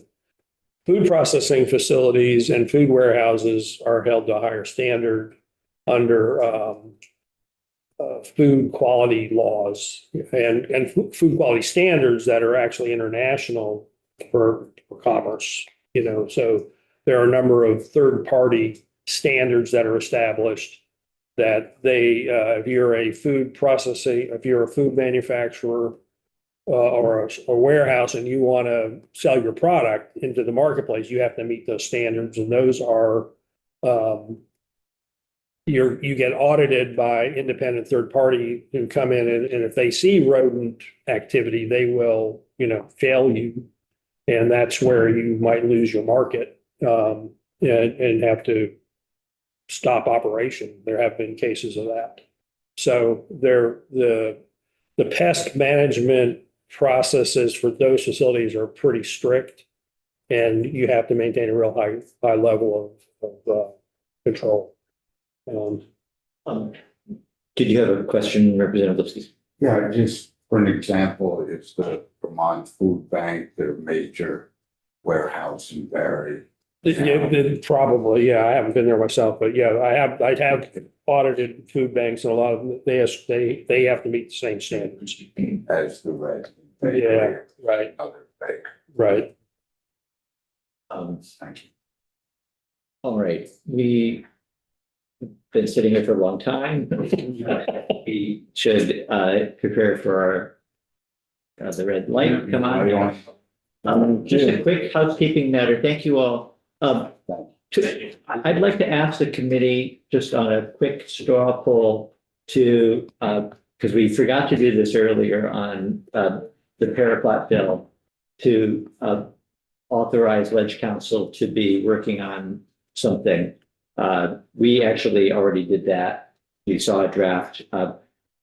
We were going to continue the conversation tomorrow, and I'm thinking that we may want to give some direction between now and then to Bradley. So this is not a vote for passing anything. This is just because it's a short form bill. And for short form bills, we need to have a committee okay to do that. Jed, I don't think we need, given the time, I don't think we need to write it down. But if you could just call I will just do it, in fact, to make it simple. So I is to, yes, have Ledge Council work on some language. Michelle, are you in favor? Oh, I don't know what bill we're talking, are we just talking about the rodenticide bill? No, sorry, this is 739, the Paraquat bill. It's just short form. Oh. Yeah, it's a short form bill. In order to have, but in order to be discussing it, we need to have a vote of the committee. Okay, aye. Okay, thank you. John? Aye. Yes. Yes, all right. By special permit, yes. All right. Jed? Yes. All right, Greg, I don't know if you heard that or able to. Yeah, I'm here. Yes, same as Richard Nelson. Thank you. And you, Chair Durfee? I'm voting yes also. Okay. Thank you. Should have done that earlier and. 8-0. Yeah, thank you. So we're back tomorrow at 9. We're going to hear from an expert on fertility control for rodenticide. And we'll have another tax schedule tomorrow. So thank you all.